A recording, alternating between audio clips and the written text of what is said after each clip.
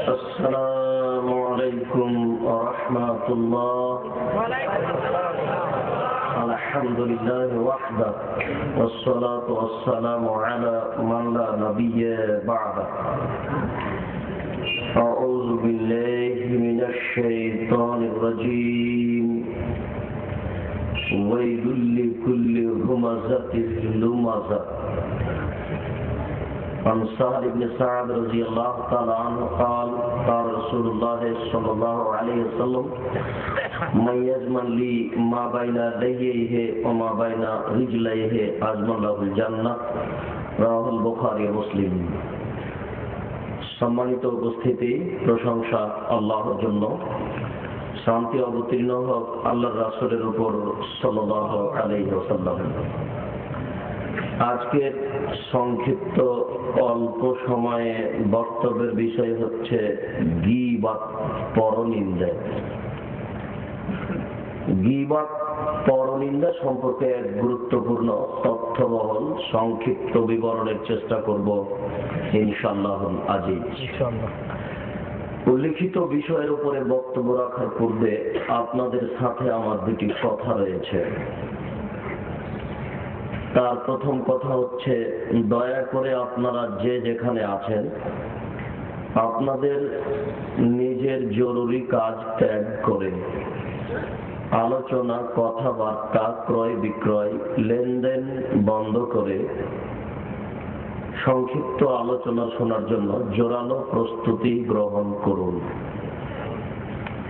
আমরা কোরআন হাদিসের কথা বলবো আর আপনারা নিজের গতিতে থাকবেন, এটা আপনাদের জন্য বৈধ হবে না।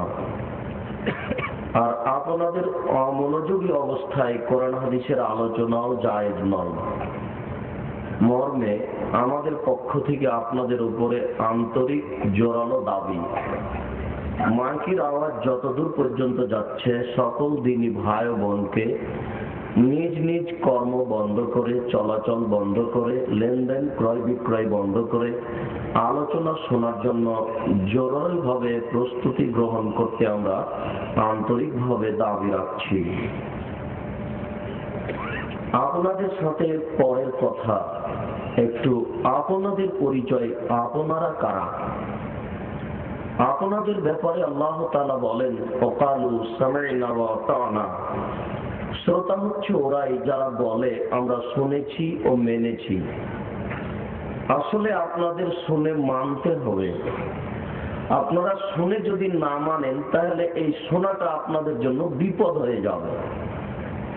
রাসূল সাল্লাল্লাহু আলাইহি ওয়াসাল্লাম বলেন, আল কোরআনু হুজ্জাতুন লাকা ওয়া আলাইকা। কোরআন তোমার পক্ষেও হতে পারে, কোরআন তোমার বিপক্ষেও হতে পারে। শুনে যদি আপনি না মানেন তাহলে শোনাটা আপনার জন্য বিপদ হবে। না শুনে যে আপনি বাঁচবেন এ কথাও নয়। কারণ বিচারের মাঠে মানুষের তো বিচার হবেই, পশু প্রাণীরও বিচার হবে।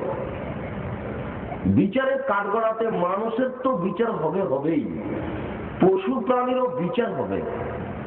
একটা সিংওয়ালা ছাগল যদি একটা অসিংওয়ালা ছাগলকে ঘুঁটা মেরে থাকে তাহলে বিচারের মাঠে আল্লাহ তাআলা অসিংওয়ালা ছাগলকে সিং দিয়ে বলবেন যে তুমি ঘুঁটা মেরে পরিশোধ করে নাও। অতএব আপনি না শুনেই যে বাঁচবেন এ কথাও যে নয়। আল্লাহর নিকটে আপনাকে অপরাধী প্রমাণ করার জন্য চারটি পদ্ধতি রয়েছে। যে চারটি পদ্ধতি তিনি কোরআনে উল্লেখ করেছেন, কোন মানুষকে অপরাধী প্রমাণ না করে আল্লাহ তাআলা জাহান্নামে দিবেন না। মানুষকে অপরাধী প্রমাণ করার এক নম্বর পথ পন্থা, আপনার কর্ম, আপনার পাপ আপনাকে দেখানো হবে। আল্লাহ তাআলা বলেন, মিসকাল যারাতিন খায়রান ইয়ারা, মিসকাল যারাতিন শাররান ইয়ারা। আপনি যদি বিন্দু মাত্র সরিষা সমপরিমাণ পাপ করেন, এই পাপ আপনাকে বিচারের মাঠে দেখানো হবে। আপনি দেখেই বুঝে নেবেন, ওহো এ তো সেই পাপ যে পাপ রাতে করেছিলাম, এই তো সেই পাপ যে পাপ সেলিকার সাথে ঘটেছিল। এ তো ওই পাপ যে পাপ ভাবির সাথে ঘটেছিল। অনেক দিন আগে একটা কাগজে কিছু লিখেছিলেন, কাগজটা কোথায় ছিল তা ভুলে গেছেন। হঠাৎ করে একদিন কাগজটা পেয়ে নিয়েছেন, পড়া লাগবে না, কাগজটা দেখে ধরে নেবেন এতে এই কথা লেখা আছে। পাপ দেখেই বুঝতে পারবেন যে এটা আমারই পাপ। কাজেই নিজের পাপ যখন বুঝে নেবেন তখন আল্লাহ তাআলা মানুষকে জাহান্নামে দিবেন। মানুষ তখন বলবে না যে আল্লাহ আমার প্রতি অন্যায় করল। দুই, মহান আল্লাহ বলেন ইয়াউমাইদিন তুহাদ্দিসু আখবারাহা, যেখানে পাপ ঘটছে সেই জায়গার কথা বলবে। আদম থেকে নিয়ে কিয়ামত পর্যন্ত যত মানুষ এসেছে, যত মানুষ আছে, যত মানুষ আসবে, পৃথিবীর সমস্ত নারী পুরুষ যেখানে যে পাপ করছে সেই পাপের কথা, সেই কর্মের কথা মাটি বলে দিবে। টক টক টক টক টক টক করে মাটি বলবে। সেদিন আপনার অস্বীকার করার কিছু থাকবে না। তিন, আপনার পাপ লিখা আছে। আল্লাহ তাআলা বলেন মা ইয়ালফিযু মিন কাওলিন ইল্লা লাদাইহি রাকীবুন আতীদ, আপনার সব কথা ও কর্ম লেখা হচ্ছে। বিচারের কাঠগড়াতে আপনার হাতে একটা খাতা দেওয়া হবে, খাতা দিয়ে আপনাকে বলা হবে ইকরা কিতাবা, নিজের কর্ম নিজে পড়ে দেখো। সেদিন আপনি আরবি জানলেও পড়তে পারবেন, আরবি না জানলেও পড়তে পারবেন, কোনো সমস্যা নেই। আপনি পড়ার সময় বললেন মানে হাদাল কিতাব লা ইউগাদিরু সাগীরাতান ওয়ালা কাবীরা, কি আশ্চর্য ধরনের বই, ছোট কথাও লেখা আছে, বড় কথাও লেখা আছে, জীবনের কোন কথাই ছাড়া নেই। সব পাপ দেখে শুনে বুঝতে পারবেন আমি অপরাধী ঠিকই, আসলে জাহান্নাম আমার জন্য হওয়াই উচিত। চার, বিচারের মাঠে আল্লাহ তাআলা মানুষের মুখকে সিলাই করে দিবেন। মুখে কোনো কথা হবে না, হাতে কথা হবে। হাত আপনার সব কর্মের কথা বলে দিবে। হাত যখন বলবে তখন পায়ে বলবে হাত তুমি ঠিক বলেছ। মনে হয় কথাটা বুঝাতে পারিনি। আপনার সব কর্মের কথা হাতে বলবে। হাতে বলা যখন শেষ হবে পা তখন বলবে হাত তুমি ঠিক বলেছ। চারটা পদ্ধতিতে মানুষকে অপরাধী প্রমাণ করা হবে বিচারের মাঠে। এই জন্য বক্তব্য শুনে মানা উচিত। আমাদের আন্তরিক দাবি থাকছে আপনাদের উপরে, কথা শুনে প্রাণপণে মানার চেষ্টা করুন। যেহেতু শুনে মানতে হবে এই জন্য হক কথা শুনতে হবে। হক বলাও যেমন জটিল, হক মানাও তেমন কঠিন। হক বলাও যেমন জটিল, হক মানাও তেমন কঠিন। আব্দুল রাজ্জাক সাহেব, বুঝলাম না, হক বলা জটিল মানে? জি, এই দেশের মাটিতে প্রায় 3 লক্ষ মানুষের বানানো হাদিস আছে। মানুষের তৈরি করে রাসূলের নামে চালু করেছে। এই দেশের মাটিতে লক্ষ লক্ষ মিথ্যা তাফসীর আছে। তো এতগুলো মিথ্যা হাদিসের মধ্যে সত্য হাদিস বাছাই করে যাচাই করে বলা, এত মিথ্যা তাফসীরের মধ্যে সত্যটা যাচাই বাছাই করে বলা খুবই কঠিন। এই জন্য হক বলা খুবই জটিল। বুদ্ধি হওয়া থেকে সালাম দেওয়ার দোয়া বলে আসছেন একফিরুল্লাহ লানা ওয়া লাকুম। মুসাফা করার সময় বলেন আমি আব্দুর রাজ্জাক আপনার কাছের দিনী ভাই, আমার মরা পর্যন্ত সময় থাকলো গাজীপুর জেলার আলেম ওলামাদের কাছে। আমার মরা পর্যন্ত সময়, কিয়ামত পর্যন্ত সময় এই দোয়া বের হবে না। তাহলে ধর্মে মিথ্যা আছে? এই দেশের মাটিতে সত্য মিথ্যে ধর্মের নামে একাকার হয়ে চলছে। মাগরিবের পরে 6 রাকাত সালাত আছে সালাতুল আওয়াবিন নামে, এর প্রমাণে 6টি জাল হাদিস আছে, মানুষ তৈরি করে চালু করেছে। মহিলাদেরকে এটাকে বুককে উরুর সাথে লাগিয়ে আঁটো সাঁটো হয়ে সিজদা করতে হবে প্রমাণে 4টি জাল হাদিস আছে, মানুষের তৈরি করেছে। কোন সাবানে কল কারখানা, অফিস আদালত, কোর্ট কাছারি, শিক্ষা প্রতিষ্ঠান সবকিছু বন্ধ করে গোসল করে আতর গোলাপ মেখে রাত্রি জাগে সকালে রোজা থাকতে হবে প্রমাণে 200 বানানো হাদিস আছে। কোরআন মাজিদ 30 পারা নয়, বরং 90 পারা। 30 পারা জাহেরি আর 60 পারা বাতেনি। সব পাপ বৈধ করা আছে ওখানে। অন্ধকারে নারী পুরুষ একাকার হয়ে জিকির করতে পারে, প্রমাণ বাতেনি কোরআন। 90 পারা কোরআনের পিছনে 2000 বানানো হাদিস আছে। তাহলে সত্য মিথ্যা যাচাই করে বাছাই করে বলা খুবই কঠিন। এই বাজারে জুমা মসজিদে চলেন, ইমাম সাহেব দোয়া পেশ করছে এইভাবে, বিহাক্কি লা ইলাহা ইল্লাল্লাহ। হুজুরকে আপনি মরা পর্যন্ত সময় দেন, যে আমি একটা গাজীপুর জেলার এই এলাকার মণিপুরের গ্রামের স্বাভাবিক মানুষ, ইমাম সাহেব আপনার মরা পর্যন্ত সময় থাকলো, আপনি এই মরা পর্যন্ত সময়ে খুঁজে বের করবেন কোথায় আছে যে দোয়া শেষ করতে হবে বিহাক্কি লা ইলাহা ইল্লাল্লাহ বলে। আল্লাহ যদি বয়স তার বাড়িয়ে 300 বছর করে দেয় হবে না, কিয়ামত পর্যন্ত যদি সময় দেয় তবুও হবে না। তো দোয়া কিভাবে শেষ করতে হয়? আমিন সুম্মা আমিন। আমিন তুমি কবুল করো, সুম্মা আমিন তোমাকে আবারও বলছি তুমি কবুল করো। এটা হলো পদ্ধতি। হুজুর দোয়া শেষ করছে এভাবে, বিরাহমাতিকা ইয়া রাহমান রাহিমিন। শুনেননি? এটা হলো হুজুরের বানানো কৌশল। এখানে কোরআন মাজিদের শেষে লেখা আছে, কোরআন তেলাওয়াতের শেষের দোয়া সাদাকাল্লাহুল আযীম। দেখেন সাদাকাল্লাহুল আযীম। এই লেখক যা লিখছে, আমার নাম আব্দুর রাজ্জাক, আমি মরা পর্যন্ত সময় দিলাম। কোরআন মাজিদ শেষ করলে সাদাকাল্লাহুল আযীম বলা যাবে না, বললেই পাপ হবে, পাপ হতে হবে। কেন? রাসূল বলেছেন যে কোরআন তেলাওয়াত করলে শেষ করলে বলতে হবে সুবহানাকাল্লাহু রাব্বানা ওয়া বিহামদিকা আশহাদু আল্লা ইলাহা ইল্লা আনতা আস্তাগফিরুকা ওয়া আতুবু ইলাইক। আর এই বলছে যে বলতে হবে সাদাকাল্লাহুল আযীম। এটা হতে পারে? অসম্ভব। রাসূলকে অপমান করে নেকি অর্জন করা যায় না। মসজিদের মেহরাবের একদিকে লেখা আছে আল্লাহ আর আরেকদিকে লেখা আছে মোহাম্মদ, মানে আল্লাহ মোহাম্মদ, মোহাম্মদই আল্লাহ। এটা লিখলে পাপ হতে হবে, নিশ্চিত হবে, অবধারিত হবে। কি লিখতে হবে? আল্লাহু আকবার। এদিকে আল্লাহ ওইদিকে আকবার লিখতে পারে, লেখা ঠিক নয়, প্রয়োজন নেই।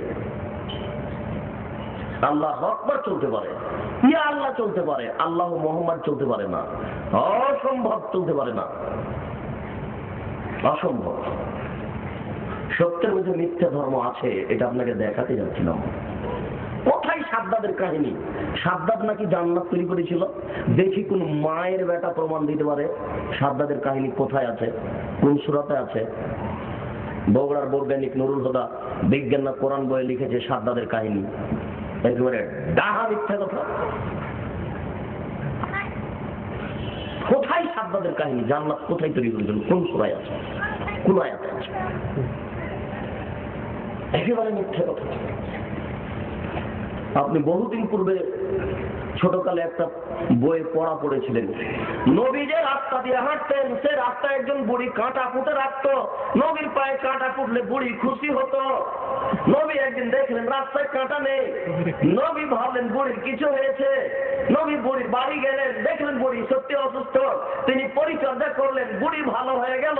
একেবারে ঘটনা ডাহাবি। প্রমাণ করেন দেখি কোথায় আছে, কোথায় আছে এই ঘটনা? হুজুরের কলম আর বক্তব্য সব পুঁথির বইয়ের মতো। হুজুরের বক্তব্য এবং কলম, যেটা কলমে লেখা আছে, এটা সব পুঁথির বইয়ের মতো। পুঁথির বই মানে বুঝেন না? 6 মাসের রাস্তার মতো 6 দিনে গেল, ঘোড়ায় চড়িয়া মতো হাঁটিয়া চলিল। এটা হলো পুঁথির বইয়ের কথা। ওই পুঁথির বইয়ের কথাই হচ্ছে হুজুরের কলম আর বক্তব্য। যে আশ্চর্য, কি করে হুজুর এই কলম লিখতে পারেন? বেহেশতি জেওয়ারে লেখা আছে যে একজন মহিলার স্বামী হারিয়ে গেলে তাকে 90 বছর অপেক্ষা করতে হবে। ধরুন মেয়েটার বিবাহ হয়েছে 10 বছর বয়সে, এখন 10 বছর বয়সে বিবাহ হয়ে স্বামী হারিয়ে গেছে, 90 বছর অপেক্ষা করলো, ওর বয়স এখন 100 বছর, তো এখন কোথায় বিবাহ বসবে বলেন তো? কলম লিখলেও তো একটা সাজতে হবে, মানাতে হবে।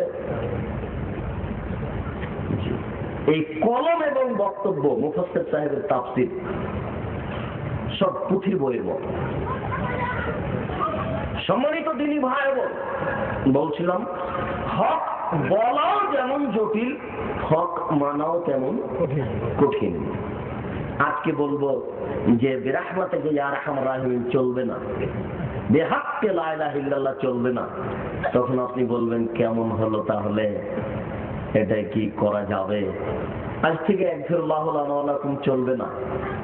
কবরস্থানে গিয়ে আসসালামু আলাইকুম ইয়া আহলাল কুবুরে একফিরুল্লাহু লানা ওয়া লাকুম ওয়া আনতুম সালাফুন ওয়া নাহনু বিল আসরে, এই দোয়া চলবে না। ক্ষমা চাওয়ার জন্য আস্তাগফিরুল্লাহ রব্বি মিন কুল্লি যামবি ওয়া আতুবু ইলাইহি, এই দোয়া চলবে না। তো এগুলো যখন বলতে শুরু করব তখন আপনি বলবেন কেমন হলো কথা, তাহলে তো মানা যায় না। হক বলাও যেমন জটিল, হক মানাও তেমন কঠিন। যেহেতু বক্তব্য শুনে মানতে হবে, কাজে হক কথা শুনতে হবে। সম্মানিত উপস্থিতি, হক কথা শোনার জন্য আর মানার জন্য আপনাদের উপরে আমাদের পক্ষ থেকে আন্তরিকভাবে অনুরোধ ও দাবি থাকছে। শুধু একটা নোংরা পাপ, শুধু একটা বর্বর পাপ, শুধু একটা জঘন্য পাপ ত্যাগ করতেই হবে, কোনো পথ নেই। রাসূল সাল্লাল্লাহু আলাইহি সাল্লাম বলেন, কেউ যদি জেনে শুনে 1 টাকা সুদ খায়, 36 বার জিনা করে যত পাপ হবে, 1 টাকা সুদ খেলে তার চেয়ে বেশি পাপ। রাসূল সাল্লাল্লাহু আলাইহি সাল্লাম বলেন, সুদের পাপের 70টি ভাগ আছে, ছোট ভাগ হলো মার সাথে জিনা করলে যেমন পাপ হয়। রাসূল সাল্লাল্লাহু আলাইহি সাল্লাম বলেন, কেউ যদি সুদ খায় তাহলে তাকে রক্তের নদীতে ফেলে দিয়ে পাশ থেকে পাথর মেরে তার মুখখানাকে ভেঙে চৌচির করে দেওয়া হবে। শুধু একটা নোংরা পাপ, শুধু একটা জঘন্য পাপ।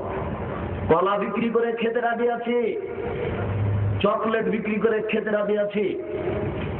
মনিরামপুর বাজারে আমি চকলেট বিক্রি করে সারাদিনে 30 টাকা ইনকাম করব, এটা আমার জন্য অনেক ভালো। 5 লক্ষ টাকা ব্যাংক থেকে উঠিয়ে লোন নিয়ে সুদের উপরে কোটি টাকা ইনকাম করে বউকে খুশি করে শাড়ি কিনে দেব, এর চেয়ে আমার অনেক ভালো। হতে পারে না, অসম্ভব। জি, শুধু একটা নোংরা পাপ, শুধু একটা বর্বর পাপ, শুধু একটা জঘন্য পাপ আপনার সারা পরিবারকে ধ্বংস করবে। এই পয়সা আপনার জন্য বৈধ নয়, এই রুজি আপনার জন্য বৈধ নয়। ডেস্টিনি হারাম, জিজিএন হারাম, লাইফ ইন্স্যুরেন্স হারাম। কে বলেছে ডেস্টিনি বৈধ? আমি আব্দুর রাজ্জাক বলিনি, আমার সিগনেচার ওখানে নেই। বলে বড় হুজুরের আছে, যে বড় হুজুর আরবি পড়তে জানে না, কালো অক্ষরটা নেড়ে, আপনি তদন্ত করে দেখুন, ওই সিগনেচার চলবে না। শরিয়া বোর্ড তাদের একার নয়, আমরা এদেশে বসবাস করি, এদেশে ঘর জামাই হয়ে আসিনি। অতএব এই দেশটির বৈধতা আমাদেরও সিগনেচারের প্রয়োজন রয়েছে।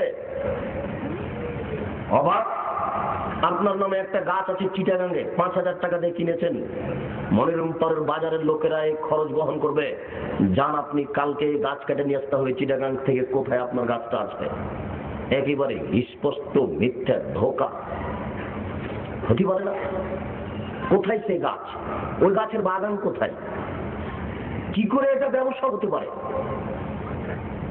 এটা একটা ব্যবসা কি করে হতে পারে? ব্যবসা বিনিময়কে বলা হয়। আপনার টাকা লাগলো না, কি করে আপনার এই টাকা আসলো?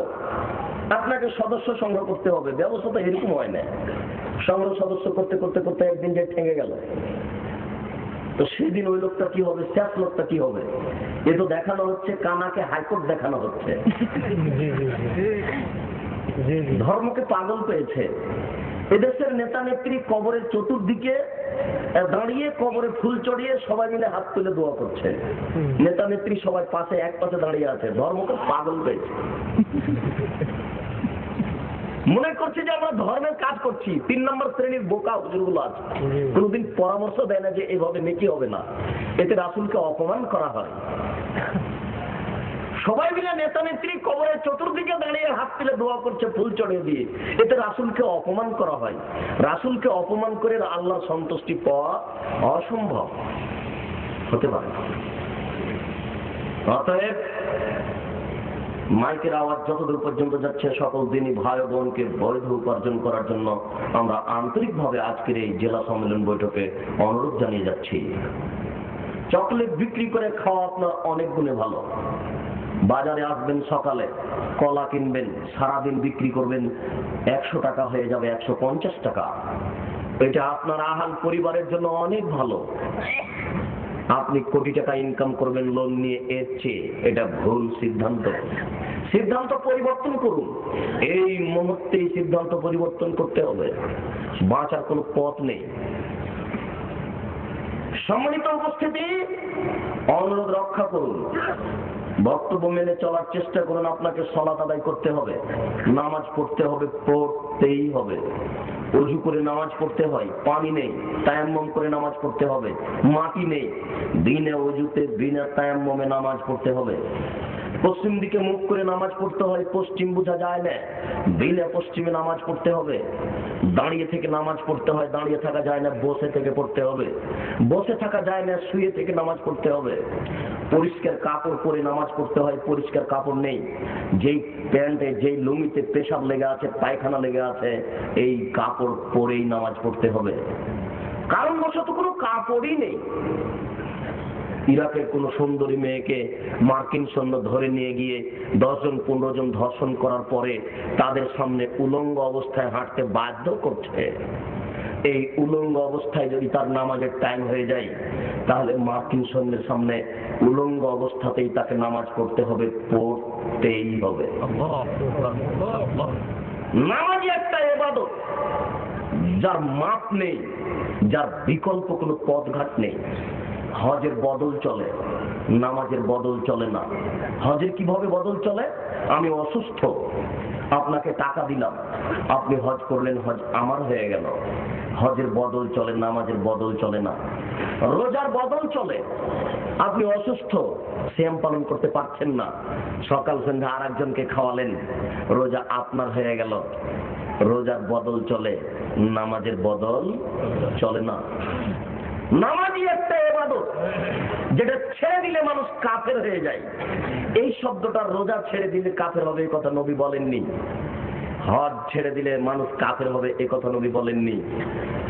যাকাত না দিলে অলসতা করে লোকটা কাফের হয়ে যাবে, এই কথা নবী বলেননি। তাই বহুদিন পূর্বে ইমাম আহমদ ইবনে হাম্বল রাহিমাহুল্লাহ বলেছেন, কেউ যদি অলসতা করে 1 ওয়াক্ত নামাজ ছেড়ে দেয়, তাহলে তাকে কুরবানি করতে হবে। বহুদিন পূর্বে ইমাম আবু হানিফা রাহিমাহুল্লাহ বলেছেন, অলসতা করে কেউ যদি 1 ওয়াক্ত নামাজ ছেড়ে দেয়, তাহলে তাকে জেলখানায় বন্দী করতে হবে, বাইরে থাকার সে সুযোগ রাখে না। আজও আরবি বিদ্বানগণ বলছেন, এখন উপস্থিত বলছেন যে স্বামী নামাজ পড়ে, স্ত্রী পড়ে না, তাহলে বিবাহ কেটে গেছে, বিবাহ নেই। স্ত্রী নামাজ পড়ে, স্বামী পড়ে না, তাহলে বিবাহ ছিন্ন হয়ে গেছে। চেয়ারম্যান লাগবে না, মেম্বার লাগবে না, কোর্ট কাচারি লাগবে না, খাতা কলম লাগবে না, এমনিতেই গেছে। নামাজ এমন একটা ইবাদত, পড়তেই হবে। 10 বছরের ছেলে নামাজ না পড়ে আপনার বাড়িতে থাকতে পারে না, অসম্ভব, এটা একেবারে অসম্ভব। 10 বছরের মেয়ে আপনার বাড়িতে নামাজ না পড়ে থাকতে পারে না। আপনি আবার মুসলমান, এটা দুটো এক হতে পারে না। ভুল বুঝিয়েন না, কথা শুনে মানার চেষ্টা করুন, উপেক্ষা করে লাভ হবে না। আপনি কথা মূল্যায়ন করার চেষ্টা করুন, উপেক্ষা করে লাভের কোনো পথ ঘাট নেই। মাইকের আওয়াজ যতদূর পর্যন্ত যাচ্ছে সকল দিনই ভাই বোনকে অনুরোধ করে যাচ্ছি, আপনি নামাজ পড়ুন, আপনি পড়তে বাধ্য। আর আপনি বাপ আর আপনার স্ত্রী মা, দুইজনকে বলে গেলাম, এই পাপের জবাব আপনার স্ত্রীকে দিতে হবে, এই পাপের জবাব আপনাকে দিতে হবে। 1 পাপ 3 ভাগে বিভক্ত। বুঝাতে পারলাম না। এক পাপ 3 ভাগে বিভক্ত। এই পাপের জবাব 10,000 মানুষকে দিতে হবে। এই পাপের জবাব আপনার স্ত্রীকে দিতে হবে। এই পাপের জবাব আপনাকে দিতে হবে। ওই মহিলা আমার বউ নয়, ওটা আপনার বউ। জবাব আপনি দিন, প্রস্তুত থাকুন। শ্বাস বন্ধ হলেই জবাব দিতে হবে। হাত থেকে ঢেল ছুটে গেলে যেমন ঢেল ধরা যায় না, শ্বাস বন্ধ হয়ে গেলে পাপকে ঠেকানো যাবে না। আপনি শ্বাস বন্ধ হওয়ার পূর্বেই পাপ ঠেকানোর চেষ্টা করুন। আমি রাজশাহী চাঁপাইনবাবগঞ্জের মানুষ। আমাদের এলাকায় একটা কথা আছে, পাপ কারো বাপ নয়। পাপ আপনাকে রক্ষা করবে না, পাপ আপনাকে অপমান করবেই। অতএব আপনি শ্বাস বন্ধ হওয়ার পূর্বেই পাপ ঠেকানোর চেষ্টা করুন। ভুল বুঝিয়েন না। আপনার স্ত্রী আপনার বাড়িতে এসে মরা পর্যন্ত যা পাপ করবে সমস্ত পাপের জবাব আপনাকে দিতে হবে। স্ত্রী আপনার। স্ত্রীর উপরে ভালোবাসা রেখে মোবাইল কিনে দিয়েছেন, মোবাইল কিনে দিতে নিষেধ করিনি, তবে আপনার অগোচরে আপনার স্ত্রী প্রেমের গল্প করে অন্যের সাথে। এই পাপের জবাব আমাকে দিতে হবে না, আপনাকে দিতে হবে। আপনি প্রস্তুত থাকুন। আমি ওই টিভি কিনে দিনি যে টিভিতে ল্যাংটা মেয়ে নাচে, ওইটা আপনি কিনে দিয়েছেন। ওতে যা পাপ হবে সেই পাপের জবাব আপনাকে দিতে হবে। এই দোকানটা আপনি চালাচ্ছেন, এই দোকানে একটা টিভি রেখেছেন। আপনাকে বলে যাচ্ছি, যেদিন থেকে আপনি টিভি দোকানে তুলেছেন সেদিন থেকে যা উপার্জন হচ্ছে সবই হারাম। ওটা হলো মাধ্যম। এতে যা পাপ হচ্ছে সেই পাপ আপনার ঘাড়ে আসবে। আপনি যদি মারা যান আর এই টিভি যদি দোকানে থেকে যায়, বাড়িতে থেকে যায়, যত নারী পুরুষ এখানে ল্যাংটা মেয়েকে দেখে পাপ করবে, এতে যত পাপ হবে সমস্ত পাপ না পর কবরে যাবে। এর নাম সাদকা জারিয়া পাপ। অবশ্যই যাবে।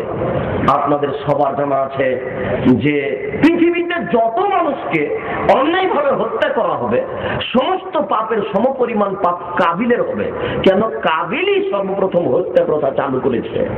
আপনাদের সবার জানা আছে যে পৃথিবীতে যত মানুষকে অন্যায়ভাবে হত্যা করা হবে এতে যত পাপ হবে সমস্ত পাপের সমপরিমাণ পাপ কাবিলের হবে।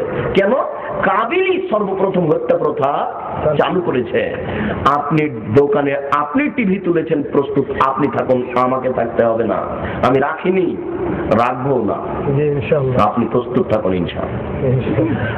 আপনাকে বলতে চাচ্ছি, আমি আব্দুর রাজ্জাক আপনার দিনী ভাই বলে গেলাম, যেদিন থেকে আপনি ব্যবসার লক্ষ্যে দোকানে টিভি তুলেছেন সেদিন থেকে যত পয়সা উপার্জন হয়েছে সবই হারাম। দেখি কোন মায়ের বেটা ফটো এইভাবে উল্টে ধরতে পারে। আমার মরা পর্যন্ত সময় থাকলো, বৈধতার কোনো পথ নেই, অসম্ভব। আল্লাহ নবী বলেছেন, বসে থাকে দুনিয়া, পৃথিবী তোমাদের সামনে এইভাবে তুলে ধরা হয়েছে। কত টাকা পৃথিবীতে তোমরা উপার্জন করবে আর খাবে। আমি এটাই ভয় করছি যে পৃথিবী উপার্জন করতে গিয়ে তোমরা ভুল পথে চলে যাবে। পৃথিবী তোমাকে বড় ধরনের ধ্বংসের মধ্যে ফেলে দিবে। পৃথিবীর দিকে তাকিয়ে দেখলে শুধু দেখা যাবে টাকা আর টাকা, পয়সা আর পয়সা। সেদিন মানুষ বৈধ আর অবৈধ বিবেচনা করবে না। আজকে যেটা আপনি দেখতে পাচ্ছেন, বলছিলাম মওলানা আল্লাহ বলেন, ওয়াইলুল লিকুল্লি হুমাযাতিল লুমাযা, ধ্বংস সুনিশ্চিত ওইসব মানুষের জন্য যারা সামনে ও পশ্চাতে নিন্দা করে, যারা গীবাত করে, তাদের জন্য ধ্বংস সুনিশ্চিত। তাদের জন্য ওয়াইল নামক জাহান্নাম আছে। আল্লাহ তাআলা বলেন, ইয়া আইয়ুহাল্লাযীনা আমানু ইজতানিবু কাসীরাম মিনাজ-যান্নি, হে বিশ্বাসী মানুষ, তোমরা মানুষের প্রতি অহেতুক ধারণা করো না। অনেক ধারণায় পাপ হয়। ইয়াকুমুজ জান্নাহ ফাইন্নাজ জান্নাহ আকযাবুল হাদিস, ধারণা থেকে বেঁচে থাকো, ধারণাই সবচেয়ে বড় পাপ। মনে রাখবেন, পৃথিবীতে সবচেয়ে বড় পাপ 3টি। 1 নম্বর বড় পাপ হচ্ছে শিরক করা। 2 নম্বর বড় পাপ হচ্ছে পিতামাতার অবাধ্য চলা। 3 নম্বর বড় পাপ হচ্ছে মিথ্যা কথা বলা। আর ধারণাই হচ্ছে সবচেয়ে বড় মিথ্যে। তাহলে ধারণা করা হচ্ছে বড় মিথ্যে, এটা মহাপাপ। শুনুন, মহান আল্লাহ বলেন, ওয়ালা তাজাসসু, তোমরা মানুষের দোষ ত্রুটি উদ্ঘাটন করো না। রাসূল সাল্লাল্লাহু আলাইহি সাল্লাম বলেন, ওয়ালা তাহাসসু ওয়ালা তাজাসসু, তোমরা মানুষের গোপন কথা কান লাগিয়ে শুনিও না। কারো গোপন কথা কান লাগিয়ে শোনা মহাপাপ, কাবিরা গুনাহ। যারা কান লাগিয়ে কারো গোপন কথা শুনে, কিয়ামতের মাঠে আল্লাহ তার কানে গরম সীসা ঢেলে দিবেন। সীসাকে জাহান্নামের আগুনে গরম করে তার কানে ঢেলে দেওয়া হবে। প্রয়োজন নেই, ও কি বলছে তা বলুক, আমি কান লাগিয়ে সে কথা শুনবো না। গোপন কথা উদ্ঘাটন করা হারাম, মানুষের দোষ ত্রুটি বলে বেড়া হারাম। কি দিয়ে আপনাকে আমি বুঝাই? আল্লাহ রাসূল দোষ ত্রুটি ঢেকে রাখার চেষ্টা করতেন। দেখি একটা হাদিসের অনুবাদ আপনাকে শোনাই, দেখি আপনি কতটুকু বুঝেন আর আমি কতটুকু বুঝাতে পারি। আল্লাহ রাসূল কিভাবে দোষ ত্রুটি ঢেকে রাখার চেষ্টা করতেন দেখেন তো।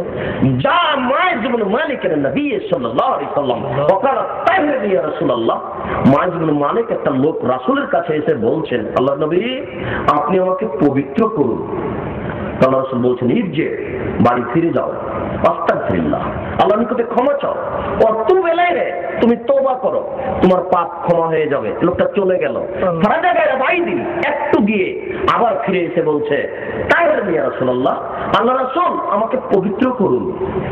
আল্লাহ রাসূল বলছেন, তুমি বাড়ি ফিরে যাও, আল্লাহর কাছে ক্ষমা চাও, তুমি তওবা করো, তোমার পাপ ক্ষমা হয়ে যাবে।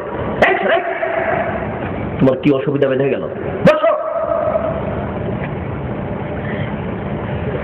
আশেপাশে যারা আছেন, যারা দাঁড়িয়ে আছেন, কোনো বাচ্চা বা কোনো মানুষ যেন পরিবেশ নষ্ট না করে। যে যে অবস্থায় আছেন সে অবস্থায় অটল থাকার চেষ্টা করবেন। আপনার গতিতে যেন কথার গতির দুর্বলতা না আসে। অযথা আপনি আর একজনের সামনে দিয়ে হেঁটে চলে গেলেন, তখন সে আমার কথাটা ধরতে পারলো না।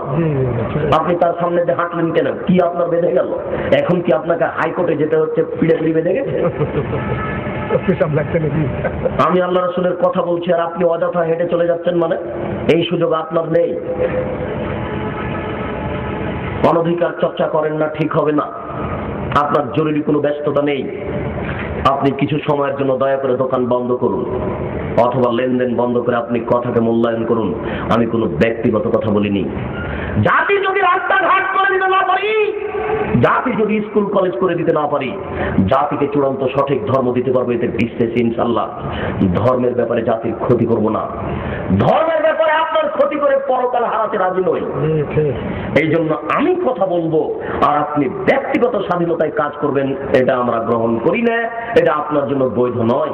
মাইকের আওয়াজ যত দূর পর্যন্ত যাচ্ছে, সারা বাজারের জনগণকে, মুসলিম তো দূরের কথা, কোনো হিন্দু যদি থাকে তার নিকটে অনুরোধ থাকছে আপনি কাজ বন্ধ করে কথা মূল্যায়ন করুন। মুসলমান তো দূরের কথা, কোন হিন্দু যদি দোকানদার থাকে তাহলে হিন্দুর নিকটে জোরালো দাবি থাকছে আপনি দয়া করে কাজ বন্ধ করে কথা মূল্যায়ন করুন। আপনি একজন মানুষ, আপনার জন্য আমি রাজশাহী থেকে এসেছি। কোন ইহুদি খ্রিস্টান বৌদ্ধ যদি থাকে তাহলে তার উপরে আমাদের আন্তরিক জোরালো দাবি থাকছে আপনি কাজ বন্ধ করে কথা মূল্যায়ন করুন। আপনি একজন বৌদ্ধ ধর্মের মানুষ, আপনার জন্য রাজশাহী থেকে এসেছি। সম্মানিত উপস্থিতি, বলছিলাম আল্লাহ রাসূল বললেন তুমি বাড়ি ফিরে যাও, আল্লাহর কাছে ক্ষমা চাও, তওবা করো। লোকটা একটু গিয়ে আবার ফিরে আসলো। আল্লাহ রাসূল বলছেন আবেহি জনুন, লোকটা কি পাগল? আরে আমি বলছি তুমি বাড়ি চলে যাও, আল্লাহর কাছে ক্ষমা চাও, তওবা করো, তোমার পাপ ক্ষমা হয়ে যাবে। বারবার এসে বলে যে আমাকে পবিত্র করেন, আমাকে পবিত্র করেন। লোকটা কি পাগল নাকি? সাহাবীগণ বলছেন লাইসা বিমাজনুন, জি না, লোকটা পাগল নয়। তখন আল্লাহ রাসূল বলছেন আর সারে বা খামরা, তাহলে কি লোকটা মদ পান করেছে তাই তার মস্তিষ্ক বিকৃত হয়েছে? সে আমার কথা বুঝে না কেন? আমি যে তাকে চলে যেতে বলছি সে যায় না কেন? আপনাকে এখনো মূল কথা বুঝাতে পারিনি। আল্লাহ রাসূল তো প্রথমবারই বলতে পারতেন যে ঘটনা কি, তোমাকে পবিত্র করব কেন, কি ব্যাপার একটু বলো তো।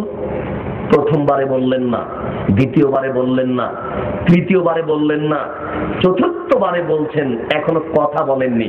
বলছেন যে লোকটা কি পাগল, ও কি আমার কথা বুঝে না?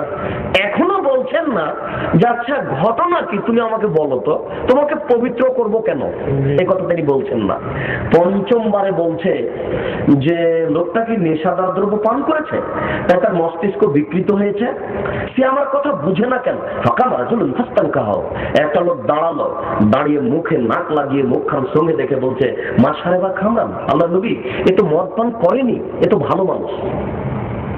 আল্লাহ রাসূল এখনো থেমে আছেন যে কেন পবিত্র করব, কেন কথাটা বলছেন না। শেষ পর্যন্ত বলছেন, তাহলে কি তুমি জেনা করেছ? তাহলে কি তুমি জেনা করেছ? তখন বলছে জি। মানুষ বৈধ স্ত্রীর সাথে যা করে আমি তাই করেছি, দয়া করে বিচার করে দেন। আল্লাহ রাসূল বলেন, সঙ্গী সাথী তোমরা একে মাঠে নিয়ে যাও, পাথর দিয়ে ইট দিয়ে ঢেল দিয়ে মেরে ফেলো। বিবাহিত পুরুষ জেনা করলে তার বাঁচার পথ নেই। অবিবাহিত ছেলে মেয়ে যদি জেনা করে তাহলে তাকে 100 লাঠি পিটিয়ে 1 বছরের জন্য এলাকা থেকে তাড়িয়ে দিতে হবে। তিনি বলেন, বিবাহিত নারী পুরুষ যদি জেনা করে তাহলে তাকে ইট দিয়ে ঢেল দিয়ে পাথর দিয়ে মেরে মেরে মেরে ফেলতে হবে। এদেশের লাখো ভাবিকে পাথর দিয়ে মেরে ফেলতে হবে। যারা দেবরের সাথে জেনায় লিপ্ত হয়েছে তাদের বেঁচে থাকার কোনো সুযোগ নেই। এদেশের লাখো দুলা ভাইকে ইট পাথর দিয়ে মেরে ফেলতে হবে। যারা সেলিকার সাথে জেনায় লিপ্ত হয়েছে এদেশের লাখো নারী পুরুষকে ইট দিয়ে ঢেল দিয়ে পাথর দিয়ে মেরে ফেলতে হবে। যারা বিবাহের পরে পরকীয়া প্রেমে লিপ্ত হয়েছে তাদের বেঁচে থাকার কোনো সুযোগ নেই। পৃথিবীতে সবচেয়ে বড় পাপ হচ্ছে শিরক। শিরক করলো একটা মানুষকে কুরবানি করতে হবে, এই কথা নবী বলেননি। পৃথিবীতে সবচেয়ে দ্বিতীয় মহাপাপ হচ্ছে পিতামাতার অবাধ্য চলা। পিতামাতার অবাধ্য চললে একটা মানুষকে হত্যা করতে হবে, ওকে কেটে টুকরা করতে হবে, মেরে ফেলতে হবে, এই কথা আল্লাহ নবী বলেননি। পৃথিবীতে তৃতীয় মহাপাপ হচ্ছে মিথ্যা কথা বলা। মিথ্যা কথা বললে একটা লোককে হত্যা করতে হবে, পাথর দিয়ে ঢেল দিয়ে, এ কথা আল্লাহ রাসূল বলেননি। আল্লাহ রাসূল বলছেন, বিবাহের পরে যদি কেউ জেনা করে তাহলে তাকে ইট দিয়ে ঢেল দিয়ে পাথর দিয়ে মেরে মেরে মেরে ফেলতে হবে। যে জেনা একেবারে সহজ, যেটা মানুষের এখন ঘরে ঘরে হচ্ছে। আপনাকে কথা আপনার কাছে আবার ঘুরিয়ে নিয়ে গেলাম। আপনাকে আমি যেটা বলতে চাচ্ছি সেটা বুঝতে পেরেছেন কিনা? আল্লাহর নবী তাকে এতক্ষণ পর্যন্ত বলছিলেন না যে কেন তোমাকে পবিত্র করব। আল্লাহ রাসূল তার পাপটাকে ঢেকে রাখতে চাচ্ছিলেন। বুঝাতে পারিনি মনে হয়। আল্লাহ রাসূল তার পাপটাকে ঢেকে রাখতে চাচ্ছিলেন। এই কথাটা, এই কাহিনীটা আবার বুঝেন। যিনি বিচার চেয়েছেন তার নাম মায়েজ ইবনে মালিক। আর দুর্ঘটনা ঘটেছে যার বাড়িতে, সে লোকের নাম হচ্ছে হুজ্জাল। হুজ্জালের স্ত্রীর সাথে দুর্ঘটনা ঘটেছে। হুজ্জাল ঘটনাটি জানতে পারে। হুজ্জাল জানতে পেরে বলে, মায়েজ, ঘটনা যখন ঘটেই গেছে তখন তুমি একটু নবীর কাছে যাও, বিষয়টি জিজ্ঞাসা করো, দেখো তো তিনি কি বলেন। মালিকের পরামর্শ পেয়ে মায়েজ ইবনে মালিক রাসূলের কাছে এসেছেন। রাসূলের কাছে এসে এইভাবে কথা বাড়তে বাড়তে বাড়তে বাড়তে শেষ পর্যন্ত এটা ঘটলো। দুনিয়া থেকে মায়েজ ইবনে মালিক বিদায় নিলেন ইট পাথরের আঘাতে। তিনি নিজে জানাজা করলেন। তিনি বললেন, মদিনার সমস্ত মানুষের উপরে যদি তার এই তওবাকে ভাগ করে দেওয়া হয় সমস্ত মানুষের পাপ ক্ষমা হয়ে যাবে। মায়েজ ইবনে মালিক আল্লাহর দরবারে এত তওবা করেছে। কথাটার শেষ আপনাকে আমি এখনো বুঝাতে পারলাম না। আল্লাহ নবী বুঝতে পেরেছিলেন যে মায়েজ ইবনে মালিকের পাপ ক্ষমা হয়ে গেছে। তিনি কেন বললেন যে মায়েজ ইবনে মালিক এত তওবা করেছে, মায়েজ ইবনে মালিক আল্লাহর দরবারে এত ক্ষমা ভিক্ষা চেয়েছে যে তার ক্ষমা ভিক্ষাটা যদি মদিনার সমস্ত মানুষকে ভাগ করে দেওয়া যায় তাহলে সমস্ত মানুষের পাপ ক্ষমা হয়ে যাবে। তিনি বুঝতে পেরেছিলেন মায়েজ ইবনে মালিকের পাপ ক্ষমা হয়ে গেছে, কিন্তু শাস্তি রক্ষা হয়নি। না, বুঝাতে পারলাম না। রাসূল বুঝতে পেরেছেন যে মায়েজ ইবনে মালিকের পাপ ক্ষমা হয়ে গেছে, কিন্তু তার শাস্তি রক্ষা হয়নি। এবার এই কথাটা একটু বুঝিয়ে বলি। মালিক ও হুজ্জালের সাথে একদিন রাসূলের দেখা। মালিক ও হুজ্জালের সাথে একদিন রাসূলের দেখা। তখন আল্লাহ রাসূল বলছেন, হুজ্জাল লাউ সাতারতা খাবারনে মায়েজ ইবনে মালিক লাকুনতা খায়রান কাসীর। তুমি যদি মায়েজ ইবনে মালিকের ঘটনাটা লুকিয়ে রাখতে তাহলে যে কত ভালো হতো। হুজ্জাল, তুমি যদি মায়েজ ইবনে মালিকের ঘটনাটা কাপড় দিয়ে ঢেকে রাখতে তাহলে যে কত ভালো হতো। এই কথা রাসূল হুজ্জালকে বলছেন। আপনাকে বুঝাতে পারলাম না। আল্লাহ রাসূল বলছেন যে মানুষের দোষটাকে ঢেকে রাখলে খুব ভালো হতো, যেটা বাঙালিদের বৈশিষ্ট্য।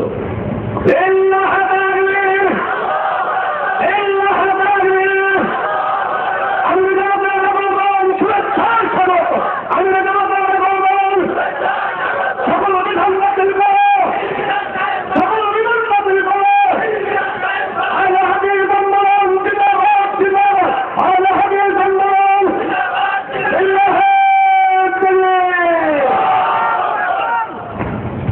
রাসূল সাল্লাল্লাহু আলাইহি ওয়াসাল্লাম বলেন, মাইয়াজমালি মা বাইনা লাইহিহি ওয়া মা বাইনা রিজলাইহি আল্লাহুল জান্নাহ। কে যদি মানুষ দুইটা জিনিসের জিম্মেদারি নিতে পারে, তাহলে আমি মুহাম্মদ সাল্লাল্লাহু আলাইহি ওয়াসাল্লাম তাকে জান্নাতে নিয়ে যাওয়ার জিম্মেদারি নিব। মানুষ যদি দুইটা জিনিসের জিম্মেদারি নিতে পারে, তাহলে আমি তাকে জান্নাতে নিয়ে যাওয়ার জিম্মেদারি নিব। একটা হচ্ছে মুখ দিয়ে কাউকে কষ্ট দেবে না, আর লজ্জা স্থানের মাধ্যমে জেনায় লিপ্ত হবে না। এই দুইটা জিনিসের জিম্মেদারি যদি মানুষ নিতে পারে, আমি তাকে জান্নাতে নিয়ে যাব। রাসূল সাল্লাল্লাহু আলাইহি ওয়াসাল্লাম বলেন, হাল তাদরুনা মা ইয়াদখুলুন নাসা আন-নারা, সঙ্গী সাথী বলতে পারো মানুষকে বেশি বেশি জাহান্নামে নিয়ে যায় কি? সঙ্গী সাথী বলতে পারো মানুষকে বেশি বেশি জাহান্নামে প্রবেশ করায় কি? এরপরে আল্লাহ রাসূল বলছেন, আল ফাজল ফাম, লজ্জা স্থান এবং মুখ, লজ্জা স্থান এবং মুখের মাধ্যমে মানুষ বেশি বেশি জাহান্নামে যায়। রাসূল সাল্লাল্লাহু আলাইহি ওয়াসাল্লাম বলেন, সঙ্গী সাথী বলতে পারো মানুষকে পিছন দিক থেকে ধাক্কা মেরে জাহান্নামে নিক্ষেপ করে কি? সঙ্গী সাথী বলতে পারো মানুষকে পিছন দিক থেকে ধাক্কা মেরে জাহান্নামে নিক্ষেপ করে কি? এই কথা বলতে বলতে ফাঁক হাজালে সানাহু, তার জিহ্বাটাকে ধরে নিয়ে বললেন যে, এই দেখো এই জিহ্বা মানুষকে পিছন দিক থেকে ধাক্কা মেরে জাহান্নামে নিক্ষেপ করে। আপনি যদি গীবাত করে মানুষকে সমাজে খাটো করতে চান, তার পরিণাম হচ্ছে জাহান্নাম। রাসূল সাল্লাল্লাহু আলাইহি ওয়াসাল্লাম বলেন, লা ইয়াদখুলুল জান্নাতা কাত্তাত ওয়া ফিরাউন নাম্মাম, যারা গীবাত করে, পরনিন্দা করে, চুগলখড়ি করে, তারা জান্নাতে যাবে না। আজকের বক্তব্যের শেষ হাদিস। আবু হুরায়রা রাদিয়াল্লাহু তাআলা আনহু বলেন, রাসূল সাল্লাল্লাহু আলাইহি সাল্লাম বললেন, হাল তাদরুনা মাল গীবাত, সঙ্গী সাথী বলতে পারো গীবাত কাকে বলে? সঙ্গী সাথী তোমাদের জানা আছে কি গীবাত কাকে বলে? কাল আল্লাহু রাসূলুহু আলাম। সাহাবীগণ বললেন, জি না, তা আমরা বলতে পারছি না গীবাত কাকে বলে।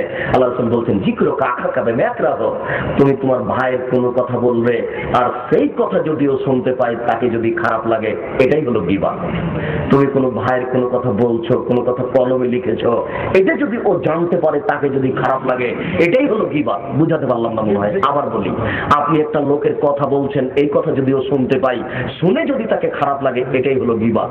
এই পর্যন্ত বলতেই সাহাবী বলছেন, আল্লাহ রাসূল ইনকার ফিয়া মাকুল, একটা লোক যদি চুরি করে থাকে আর আমি যদি তাকে চোর বলি, তাহলে কি গীবাত হবে?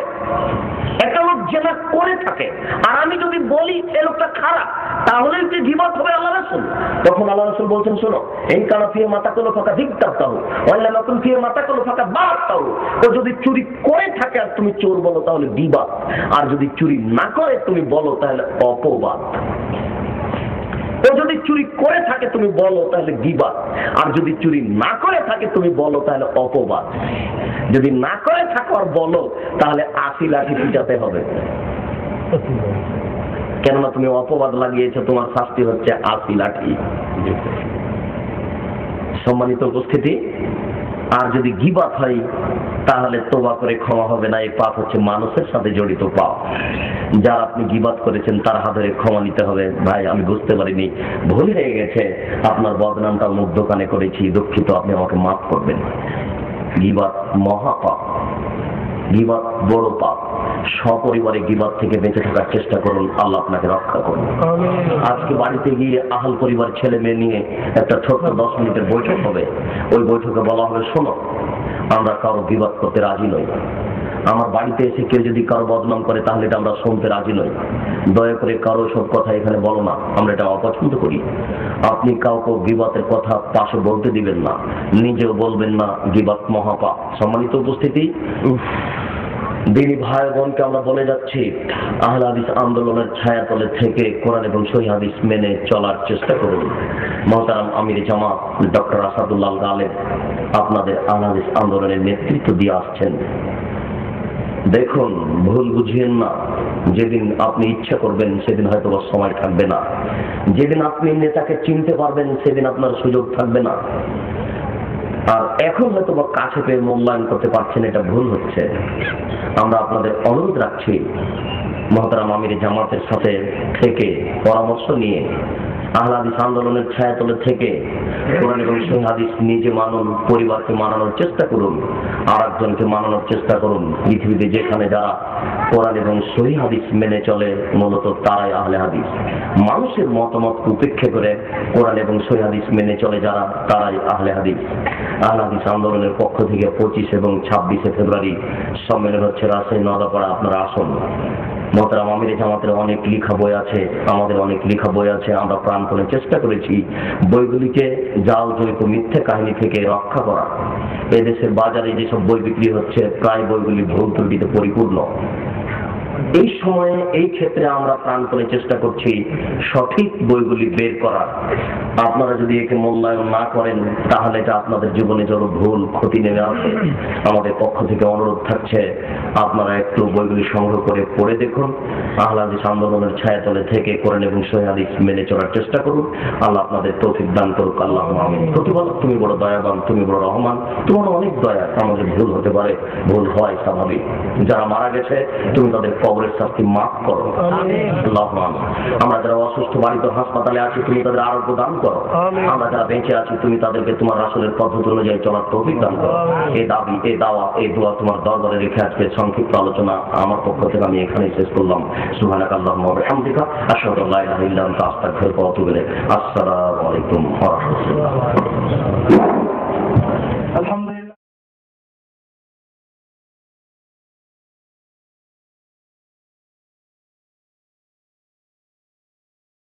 السلام عليكم ورحمة الله وبركاته. إن الحمد لله نحمده ونستعينه ونستغفره ونؤمن به ونتوكل عليه ونعوذ بالله من شرور أنفسنا ومن سيئات أعمالنا من يهده الله فلا مضل له ومن يضلل فلا هادي له وأشهد أن لا إله إلا الله وحده لا شريك له ونشهد أن محمدا عبده ورسوله. أما بعد فإن خير الحديث كتاب الله وخير الهدي هدي محمد صلى الله عليه وسلم وخير الأمور عوازمها وشر الأمور محدثاتها وكل محدثة بدعة وكل بدعة ضلالة وكل ضلالة في النار. فقد قال الله تعالى في الكلام المجيد والفرقان الحميد: فأعوذ بالله السميع العليم من الشيطان الرجيم. بسم الله الرحمن الرحيم. كنتم خير أمة أخرجت للناس تأمرون بالمعروف وتنهون عن المنكر وتؤمنون بالله. সম্মানিত সভাপতি, উপস্থিত উলামায়ে কেরাম, আজকের সম্মেলনে সমবেত ভাই ও বোনেরা, ঠান্ডার এ রাত্রে সামিয়ানার বাহিরে খোলা আকাশের নিচে বসে বক্তব্য শোনা এখন রাত্রি প্রায় 12টার কাছাকাছি, 11টার কাছাকাছি। এই সময় আপনাদেরকে বসিয়ে কথা শোনানো এটা নিতান্তই একটা ধৃষ্টতা বলে কিছুই নয়। আমার তো নিজেকে বড় লজ্জিত বোধ করছি যে এই ঠান্ডার মধ্যে আমি বসে আছি সামিয়ানা নিচে, আপনারা খালি জায়গায় বসে আছেন। ঠান্ডা এখন যথেষ্ট পড়ছে, এত কষ্ট করে যে আপনারা বসে আছেন, এর যে যাজা খাই আল্লাহ যে কত দিবেন আপনাদের আমল নামে আল্লাহ ভালো জানেন। শুধু আমরা প্রাণ খুলে দোয়া করতে পারি আল্লাহ পাক আপনাদের এই তকলিফের জন্য উত্তম যাজা দান করেন। আল্লাহ পাক যেন আপনাদেরকে তার নেকির ভান্ডার খুলে দেন। কষ্ট করে দিনের দাওয়াত শোনার জন্য যে আপনারা এসেছেন, আমরাও এসেছি দূর থেকে কষ্ট করে, শুধু দিনই মজলিসে এই রহমানি দাওয়াতে শরীক হয়ে আল্লাহর কাছে অফুরন্ত অগণিত সব নির্ধারিত রয়েছে। আল্লাহ পাক আমাদেরকে যেন তার যে নির্ধারিত সব থেকে মাহরুম না করে আল্লাহ তুমি আমাদেরকে এই প্রচেষ্টাকে কবুল করে নাও। আল্লাহ বন্ধুরা আমার, সাধ্যমতো চেষ্টা করবো সংক্ষেপ শেষ করার জন্য, আপনাদের কষ্ট না দেওয়ার জন্য। ইতিপূর্বে আমার ভাই রফিকুল ইসলাম সাহেব বলে দিয়েছেন যে আমি 3.5 বছর জেল খেটেছি। কেন খেটেছি আমি নিজেই বলতে পারি না, আমার মনে হয় কেউই বলতে পারবে না। যারা খাটিয়েছিলেন তাদের ভেতরে কোনো এরকম থাকলেও তারাই বলতে পারবেন, তো তারা মুখ খোলেন না। সেহেতু আমরা বলতে পারছি না কেন তারা আমাদেরকে হয়তো কষ্ট দিলেন। একটা ছোট্ট কথা মনে রাখবেন, আল্লাহর হুকুম ছাড়া কিছুই হয় না। তার বিধানে নিশ্চয়ের মধ্যে কোনো মঙ্গল নিহিত ছিল, আর সেজন্যই সম্ভবত তিনি আমাদেরকে জেলে নিয়ে গেছেন। হাদিস আন্দোলন সম্পর্কে দেশের মানুষ এমনকি বিদেশের মানুষ কিছুই খবর রাখে না। এখন এই আন্দোলনটি সারা বিশ্বব্যাপী পরিচিত হয়ে গেছে। এটা একটা বড় লাভ হয়েছে। এরপরও আমাদেরকে যারা বদনাম করতে চেষ্টা করেছিল, বদনামের বদল বরং সুনাম হয়ে গেছে। আহলে হাদিস আন্দোলন বাংলাদেশ যে সমস্ত অপবাদের সঙ্গে জড়িত নয়, অতি বড় শত্রুরা এখন বলতে শুরু করেছে পরীক্ষা না দিলে পাশ করা যায় না, ঘষে মেজে সাফ করা হয়। তো সেই ঘষার মধ্যে একটা বাকি ছিল। আহলে হাদিস আন্দোলন বাংলাদেশ আর অন্যান্য সবাই এক নয়। বৈশিষ্ট্যগত কারণে আমরা হয়তো বলছি যে আহলে হাদিস আন্দোলন মূলত পৃথিবীর সকল মানুষের জন্যই কোরআন হাদিস নাজিল হয়েছে। আপনাদের বিশ্বাস কি ভাই? এটা কি একটা সেক্টারিয়ান কিতাব? এটা গোষ্ঠীর কিতাব কোরআন? এটা গোষ্ঠীর কিতাব হাদিস? সকল মানুষের কল্যাণের জন্য কি কোরআন হাদিস আসে নাই? কোরআন হাদিস কি আল্লাহ কল্যাণের জন্য মানুষের রচিত? আল্লাহ রচিত বিধান কাদের জন্য? আল্লাহর বান্দার জন্য, ঠিক না? যিনি অমুসলিম তিনি কি আল্লাহর বান্দা নন? যিনি মুসলিম তিনি কি আল্লাহর বান্দা নন? সকল মানুষ, আদমের সন্তান যিনি হবেন না কেন, তিনি আল্লাহর বান্দা। খালাক্তু বিয়াদাইয়া, আমি 2 হাত দিয়ে মানুষকে সৃষ্টি করেছি। অন্যান্য সৃষ্টিকে আল্লাহ পাক 2 হাত দিয়ে সৃষ্টি করেনি। সূরা সওয়াদ 75 নম্বর আয়াত পড়ে দেখেন, আল্লাহ বলেন খালাক্তু বিয়াদাইয়া, মানুষকে 2 হাত দিয়ে আমি সৃষ্টি করেছি। অন্যের বেলায় কুন ফায়াকুন, হও হয়ে গেছে। তো মানুষ এত মূল্যবান, এত মর্যাদাবান সৃষ্টি আল্লাহ। অতএব সেই মানুষ যখন আল্লাহকে ভুলে যায় বা আল্লাহর অবাধ্য হয়, আল্লাহ তার নিশ্চয়ই নাখোশ হন, কিন্তু এরপরও সে আল্লাহর বান্দাই থাকে। নইলে আল্লাহর দেওয়া আসমানের ওই সূর্যের আলো, চন্দ্রের আলো, মাটি, পানি, বাতাস সবকিছু আমরা সকল মানুষকে ভোগ করছি না। যে আল্লাহ কুফরি করে, আল্লাহকে মানে না, তাকে আল্লাহ খাওয়া দেয় না? আল্লাহ তো সবাইকে দিচ্ছেন।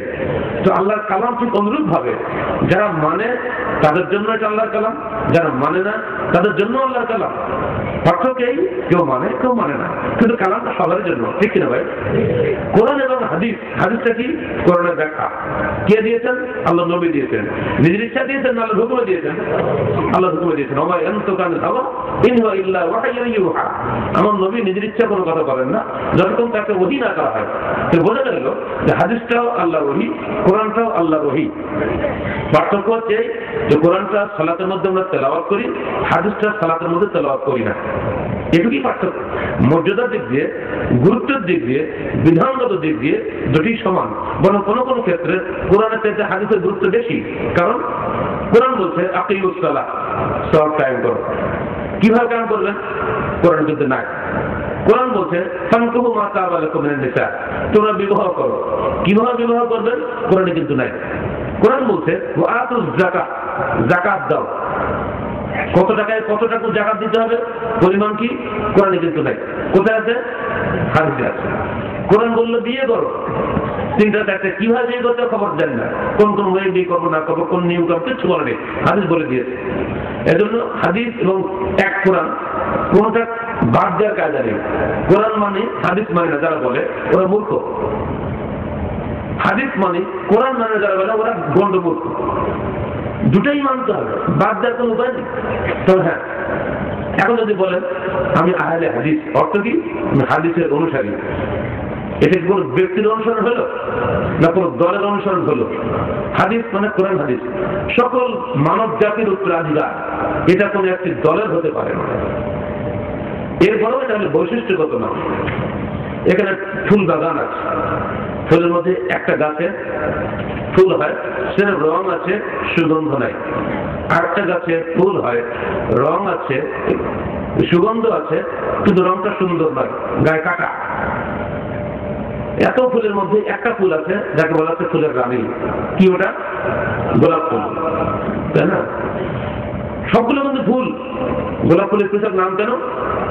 কারণ ওর অন্যান্য বৈশিষ্ট্য অন্যদের চাইতে অনন্য, অতুলনীয়। সেই কারণে সবাই কিন্তু আমরা যারা আছি আল্লাহকে মানি, রসুলকে মানি, সব মুসলমান। এর মধ্যে বৈশিষ্ট্যগত নামে হয়ে গেছে আহলুল হাদিস। কারণটা কি? অন্যদের সঙ্গে কিছুটা পার্থক্য আছে। সে পার্থক্য তেমন কিছু না, সে পার্থক্য মৌলিক কিছু আছে এবং অমৌলিক শাখাগত বিষয় কিছু আছে। ধরে নেন, ছোট ছোট বিষয় বলে দিই। আমরা যদি জিজ্ঞেস করি আল্লাহ কেমন, আমি হয়তো বলবো আল্লাহ নিরাকার, তাই বলবো না? কিন্তু একজন আহলে হাদিস জিজ্ঞেস করেন, সে বলবেন আল্লাহ নিরাকার, আল্লাহর আকার আছে, কিন্তু কেমন তা আমরা জানি না। দলিল সূরা সূরা 11 নম্বর আয়াত, লাইসা কামিসলিহি শাইউন ওয়া হুয়াস সামিউল আলিম, সামিউল বাসীর, ওয়া ইয়াকুল লাহু কুফুয়ান আহাদ। আল্লাহ কেমন? আল্লাহর নিজস্ব রূপ আছে, কিন্তু কারোর সাথে তুলনীয় নয়। হাদিস থেকে দলিল নেন, আল্লাহ বলছে, রসুল বলছেন, কিয়ামতের দিন মুমিন বান্দা আল্লাহকে তার স্বরূপে দেখবে, যেমন মেঘমুক্ত আকাশে মানুষ পূর্ণিমার চাঁদকে দেখতে পায়। বুখারী শরীফের হাদিস। তাহলে যদি কিছুই না থাকে, কি দেখবো সেদিন? কথা বুঝতে পারছেন না? নিরাকার যে কথা আমরা বলি, ভুল নাকি? বহু আলেম এটা বলছেন, একটু বার্তা হয়ে গেল না? একদম মানুষ বলছেন আমার মুসলমান, কিন্তু রসুলটাকে আপনি বলছেন রসুল নূরের নবী, তুমি হে নূরের নবী, নিখিলের ধ্যানের ছবি, তুমি না হলে দুনিয়ায় আঁধারের দুর্বৃত্ত সবই। বলছি না আমরা? কিন্তু কোন আহলে হাদিস যদি প্রশ্ন করে ভাই রসুলটা কেমন ছিলেন, আহলে হাদিস কিন্তু বলবে রসুল মাটির মানুষ ছিলেন। দলিল ইন্নামা আনা বাশারুম মিসলুকুম ইউহা ইলাইয়া, সূরা কাহফ 110 নম্বর আয়াতে আল্লাহ পাক বলছেন, আমি তোমাদের মধ্যে একজন মানুষ। আচ্ছা, নূরের যদি নবী হয়, তো নূরের কি বাচ্চা কাচ্চা হয়? নূরের কি বিবাহ শাদী হয়? আমার রসুলের কি বিবাহ শাদী হয়নি? তার কি বাচ্চা কাচ্চা হয়নি? তার নাতি পুতি ছিল না? তার কি পেশা তাদের হতো না? তো নূর হলে কেমন কি হয়? বুদ্ধিতে খেলে না। মানুষের যিনি নেতা হবেন তাকে তো মানুষ হতে হবে। মানুষের নেতা তো ফেরেশতা হতে পারে না, মানুষের নেতা তো নূর হতে পারে না। ফেরেশতা নূরের তৈরি। তাহলে দেখেন আকীদাগত বিষয় কিন্তু এখানে পার্থক্য আছে না? অনুরূপভাবে আপনি যদি বলেন ভাই মিলাদ পড়ো না, এটা কি? আপনি বলবেন হ্যাঁ মিলাদ না পড়লে তো বরকত হবে না বাড়িতে। আর একজন আহলে হাদিস প্রশ্ন করে বললো কি মিলাদ পড়া বেদা। পার্থক্য হচ্ছে না? এইগুলির কারণে। তাহলে এখন মৌলিক কারণটা কি? আহলে হাদিস বলবে যে জিনিসটা হাদিসে নাই ওটা আমরা মানি না। আর অন্যরা বলবে আমাদের হুজুর কি হাদিস বোঝেন না, হুজুর যা বলেন তাই মানলো, আমার মাযহাবে যা আছে তাই মানলো। মাযহাব এবং হাদিস দুদিকে ভাষা হয়ে যাচ্ছে। কিন্তু এরপরও একটা বিষয় আছে, যারা হাদিস মানে তাদের মধ্যে একটা পার্থক্য আছে। কি? সহিহ এবং যঈফ কেউ যাচাই করেন, কেউ করেন না। আহলে হাদিস আন্দোলন বাংলাদেশের কোন সদস্যের জন্য জিজ্ঞেস করেন ভাই এই কাজটাই করা যাবে, ধরুন দলবদ্ধ মোনাজাত আমরা করবো, সালাতের শেষে করি না, জুমার দিন করি, পাঁচ ওয়াক্ত নামাজে করি, চিন্তা করে আসতেছি। এখন আহলে হাদিস আন্দোলন বাংলাদেশ আহলে হাদিস মুদারা করে এরা বলছে যে নবীর হাদিসে কোথাও দলিল পাওয়া যাচ্ছে না। আল্লাহ রাসূল 23 বছর নবী ছিলেন, মদিনার মসজিদে নববীতে 10 বছর তিনি জামাতের সঙ্গে ইমামতি করলেন, সালাত আদায় করলেন।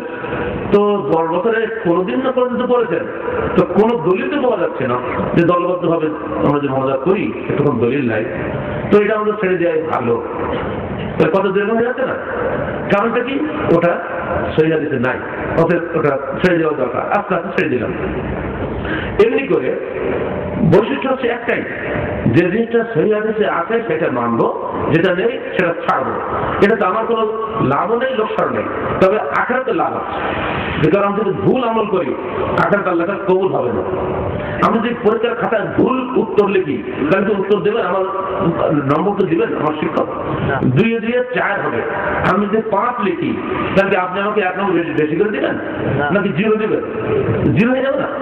আমি বেশি বেশি ইবাদত করতে গিয়ে তার ইবাদত 20টা 30টা 40টা করে দিলাম। যত ভালো কাজ করবো তত নাকি বেশি হবে, তাই না? কিন্তু তাই কি করা যাবে? আল্লাহ নবী করেন তাই কি করবো? মাগরিব সালাত আমি 3 রাকাত পড়ি, তো অন্য সময় আমি আসর 4 রাকাত পড়লাম, ইশা 4 রাকাত, মাঝখান মাগরিব 3 রাকাত কেন? আমি 1 রাকাত বেশি করে 4 রাকাত পড়বো। আপত্তি আছে নাকি আপনার? ভালো কাজ করতে করবে, খারাপ তো কিছু না। ভালো কাজ ভুলেই যে বেশি করতে হবে বা কম করতে হবে কিছু করার ফায়দা নেই, এটা ইবাদত। এখানে নবী যা করেছেন তাই করতে হবে, যা করেননি তা ছাড়তে হবে। রসুল যা বলেন তাই করো, যা নিষেধ করেন তা ছাড়। এখন আজকাল কিছু কিছু যুক্তি বের হয়েছে যে আল্লাহ নবী যে করেননি তার দলিলটা আমাদের দিতে হবে। একটা নতুন দলিল রয়েছে আলমদের মধ্যে, এমনকি তারা প্রাইভেট কার পর্যন্ত দিয়ে দিতে চায়, এটা দিয়ে দেবো দেখাতে পারো। আল্লাহ নবী যে নিষেধ করেছেন যে দল বেঁধে অনুরোধ করা যাবে না, দেখাতে পারো তাহলে এই গাড়িটা তোমাদের দিয়ে দেবো, মহাবিপদ। ঠিক আছে, আল্লাহ নবী যে নিষেধ করেছেন কোথাও যে মগের নামাজ 3 জায়গা 2 জায়গা পড়ো না, এরকম কোন হাদিস দেখাতে পারে, দেখান তাহলে কোন জবাব নেই। আচ্ছা জানাজা কি খারাপ নাই? জানাজাটা আপনাকে দেখাইতে হবে, জানাজা সালাতে রুকু নাই, সেজদা নাই, আছে কি? কারণ আপনি বলবেন জানাজাও তো সালাত এবং ফজরের সালাতটাও সালাত, এই সালাতে রুকু সেজদা আছে, ওই সালাতে নাই কেন? আমি আজ থেকে পড়বো, কি আমার ঠেকায় দেখি, যেহেতু হাদিসে কোথাও নিষেধ নাই আমি পড়বো, বলতে পারবেন? এই ধরনের উদ্ভট যুক্তি দিয়ে শরীয়ত চলে। বৈশিষ্ট্য চলে একটাই মুসলমানের, যে আল্লাহ নবী যেটা করেছেন, যেটা সহিহ হাদিসে পাওয়া যাবে সেটা আমি আমল করবো, যেটা পাওয়া যাবে না সেটা আমি করবো না। এই সহজ সরল কথাটাই কিন্তু শুধু আমাদের না, ইমাম আবু হানিফা, ইমাম মালিক, ইমাম শাফি, ইমাম আহমদ সবাই কিন্তু একই কথা বলে গেছে, নতুন কথা কিচ্ছু না। ইমাম আবু হানিফা রাহমাতুল্লাহ আলাইহি পরিষ্কার ভাষায় বলে গিয়েছেন, ইযা সাহহাল হাদিস ফাহুয়া মাযহাবি, যখন হাদিস তোমার সহিহ হবে ওটাই আমার মাযহাব। তাকে যোগ দেওয়া যাবে? এই যুগে আপনি যদি কোনো সহিহ ইসলাম বুখারী শরীফে আপনি কোন দোহাই দিয়ে বাদ দিবেন, যদি বাদ দেন তাহলে কিন্তু আপনার আহলুল হাদিস থাকলেন না। যদি ওটা গ্রহণ করেন তাহলে আপনি আহলুল হাদিস হলেন, অর্থাৎ হাদিসের অনুসারী হলেন। এইটাই কিন্তু বৈশিষ্ট্যগত পার্থক্যের কারণে এটা বলা হয় আহলুল হাদিস আন্দোলন। জীবনের শুধু সালাতের ক্ষেত্রে নয়, সর্বক্ষেত্রেই এটা যারা করেন তাদেরকেই আহলুল হাদিস বলা হয়। এবং সেই দাওয়াতটা সকল মানুষের কাছে পৌঁছানোই আমাদের দায়িত্ব। প্রত্যেক মানুষকে আমরা দাওয়াত দিব যে আসুন নিজস্ব সব মতামত ছেড়ে দিয়ে আল্লাহ প্রেরিত ওহী বিধান আমরা পালন করি। রাজনৈতিক ক্ষেত্রে, অর্থনৈতিক ক্ষেত্রে, সামাজিক ক্ষেত্রে, নিজের সালাত সিয়ামের ক্ষেত্রে, ইবাদতের ক্ষেত্রে আমরা এই বিধান, এই বৈশিষ্ট্যের উপরে চলবার চেষ্টা করব। এই দাওয়াত আমরা জনগণের কাছে পৌঁছে দিয়েছি, অন্য কোনো অন্যায় কিন্তু আমরা করি নাই। আর এইটা করতে গিয়ে যাদের মধ্যে কিছু সমস্যা আছে তারা এই আওয়াজটাকে বরদাস্ত করতে পারেন নাই। কারণ একটা রেওয়াজ চলছে, এই রেওয়াজের বিরোধী কোনো কথা আসলে মানুষকে সহজে মেনে দিতে পারে মানে না। সমস্যা হচ্ছে এখানে, আসল ব্যাপার নাই। কিন্তু আমরা বলে দিয়েছি যে আসল পবিত্র কোরআন ও সহিহ হাদিসের আলোকে জীবন করি, এটা কোনো দোষ আছে নাকি এই দাওয়াতের মধ্যে? এই দাওয়াতটা কেন কিছু মানুষের খারাপ লাগলো যে তারা কোনো মতে বরদাস্ত করতে না করে অবশেষে হাতে হ্যান্ডকাপ করে জেলে ঢুকে দিল। ইডিওলজিক্যাল কমপ্লেক্সের আদর্শগত দ্বন্দ্ব আর কোনো কারণ এখানে ছিল না। আহলে হাদিস আন্দোলন বাংলাদেশকে অপবাদগ্রস্ত করার জন্য যে সমস্ত ভাইরা চেষ্টা করেছেন সরকারিভাবে, এবং অনেকে চেষ্টা করেছেন যারা সাংবাদিক ভাইরা আছেন তারা আশা করি একদিন আল্লাহর সামনে দাঁড়াবেন। সেদিন আজকে যেমন তারাই হয়েছে বাদী আর আমরা হয়েছে আসামি, ইনশাআল্লাহ কিয়ামতের মাঠে আমরাই হব বাদী, আপনার হবেন আসামি। দেখবো সেদিন আপনার কি জবাব দেন। বাংলাদেশের সংবিধানে বা স্বাধীনতা বলে একটা কথা আছে, যারা সংবিধান পড়েছেন তারা জানেন। মতামত প্রকাশ স্বাধীনতা আছে, আছে না? আহলে হাদিসরা একটাই বলেছে কোরআন এবং সহিহ হাদিসের জীবন গড়ি, এটুকু বলার কি স্বাধীনতা আমাদের নাই? আর এই স্বাধীনতার জন্য হস্তক্ষেপ করবেন? আর এইটুকু বলার জন্য আপনি আমাকে জেল খাটাবেন? হ্যাঁ, এইটুকু কথা বলার জন্য যদি 100 বার জেল খাটতে হয় আমরা জেলে যেতে প্রস্তুত আছি, কিন্তু আপনাদের ভয়ে ভীত হয়ে আহলে হাদিস আন্দোলন থেকে পিছিয়ে যেতে আমরা প্রস্তুত নই। পবিত্র কোরআন এবং সহিহ হাদিস ছাড়া মানুষের কল্যাণের কোনো পথ খোলা নাই, দুনিয়াবী জীবনেও নেই, পরকালীন জীবনেও নেই। এটা আমরা বলবোই, আপনি যদি আমাদের নিষেধ করেন। পৃথিবীর কোন মানুষ তিনি যত বড় পণ্ডিত হোক না কেন তার কি ভুল হওয়ার সম্ভাবনা নাই? বলেন, তার ভুল হবে না? তিনি রাজনৈতিক নেতা হতে পারেন, যত বড় নেতা হন না কেন, তিনি মানুষ তো বটে, মানুষের ভুল হতে পারে। এটাকে অস্বীকার করার মধ্যে ভাই কোন রকম অসুবিধা নাই, বা অস্বীকার করাটাই ভুল হবে। বড় নেতা, কমিউনিস্ট নেতা ডারউইন বলে গেলেন কি মানুষ আসলে বানরের বাচ্চা, বানর থেকে মানুষ হয়েছে। যারা আমরা ছোটবেলা পড়েছি ক্লাস 9-10 এগুলি পড়তাম, তারপরে আস্তে আস্তে লেজটা খসে গিয়ে আমরা এখন মানুষ, এখন নাকি পিছন দিয়ে হাত দিলে ওই লেজের গোড়াটা পাওয়া যাচ্ছে, একটা হাত দিয়ে দেখেন পাবেন, ওটা দিকে আমরা আসলে আগে বানর ছিল, আসলে কি ঠিক নাকি এটা? তিনি এমন যুক্তি দিলেন যে তাঁর জীবদ্দশায় সারা পৃথিবীর পণ্ডিতরা এটা মেনে নিচ্ছিলেন, যারা হতে পারে আমরা বিবর্তিত রূপ, কিন্তু তার মৃত্যুর পরপরই তার প্রধান শিষ্য হাঁকলে বলে দিলেন যে না, ওস্তাদ দিতে ভুল হয়ে গেছে। এখন সবাই দেখতে পাচ্ছেন আপনাদের চিড়িয়াখানাগুলো বানর আছে, কোন বানর কি মানুষ আছে? মানুষ বানর বানরই আছে, কিন্তু একসময় আমাদের চিন্তাধারা সেরেছে। এটা গেল ওই ওই এক লাইন, উদ্দেশ্যটাই একটাই, যে তারা এটা বোঝানো যে মানুষের কোন সৃষ্টিকর্তা নাই, মানুষ অটোমেটিক সৃষ্টি হয়েছে। আমাদের বিশ্বাসের ভিত্তি হলো 6টা। 1, আমরা আল্লাহর সৃষ্টি। 2, এখানে ফেরেশতার মাধ্যমে আল্লাহর বিধান আমাদের কাছে আছে। 3, রাসূলদের মাধ্যমে আল্লাহর কিতাব আমাদের কাছে আসে।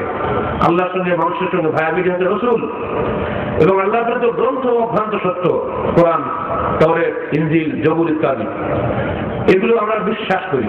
এবং আখিরাত আমাদের চূড়ান্ত ঠিকানা। যদি কোনো মানুষ আখিরাতে বিশ্বাস না করে, পুলিশ দিয়ে র্যাব দিয়ে কোনো মানুষের শাসন করা ভাই সম্ভব নয়। আল্লাহকে যারা ভয় করে তারাই প্রকৃত মানুষ, তারাই সৎ, এবং তারাই সৎ থাকে, টিকে থাকে।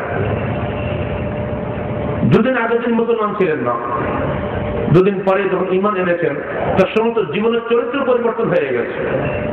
16 হিজরিতে মাদায়ান জয় হয়েছে, সমস্ত দামি দামি গনিমতের মাল জমা হচ্ছে, মনি মুক্ত হীরা জমা সব আসতেছে।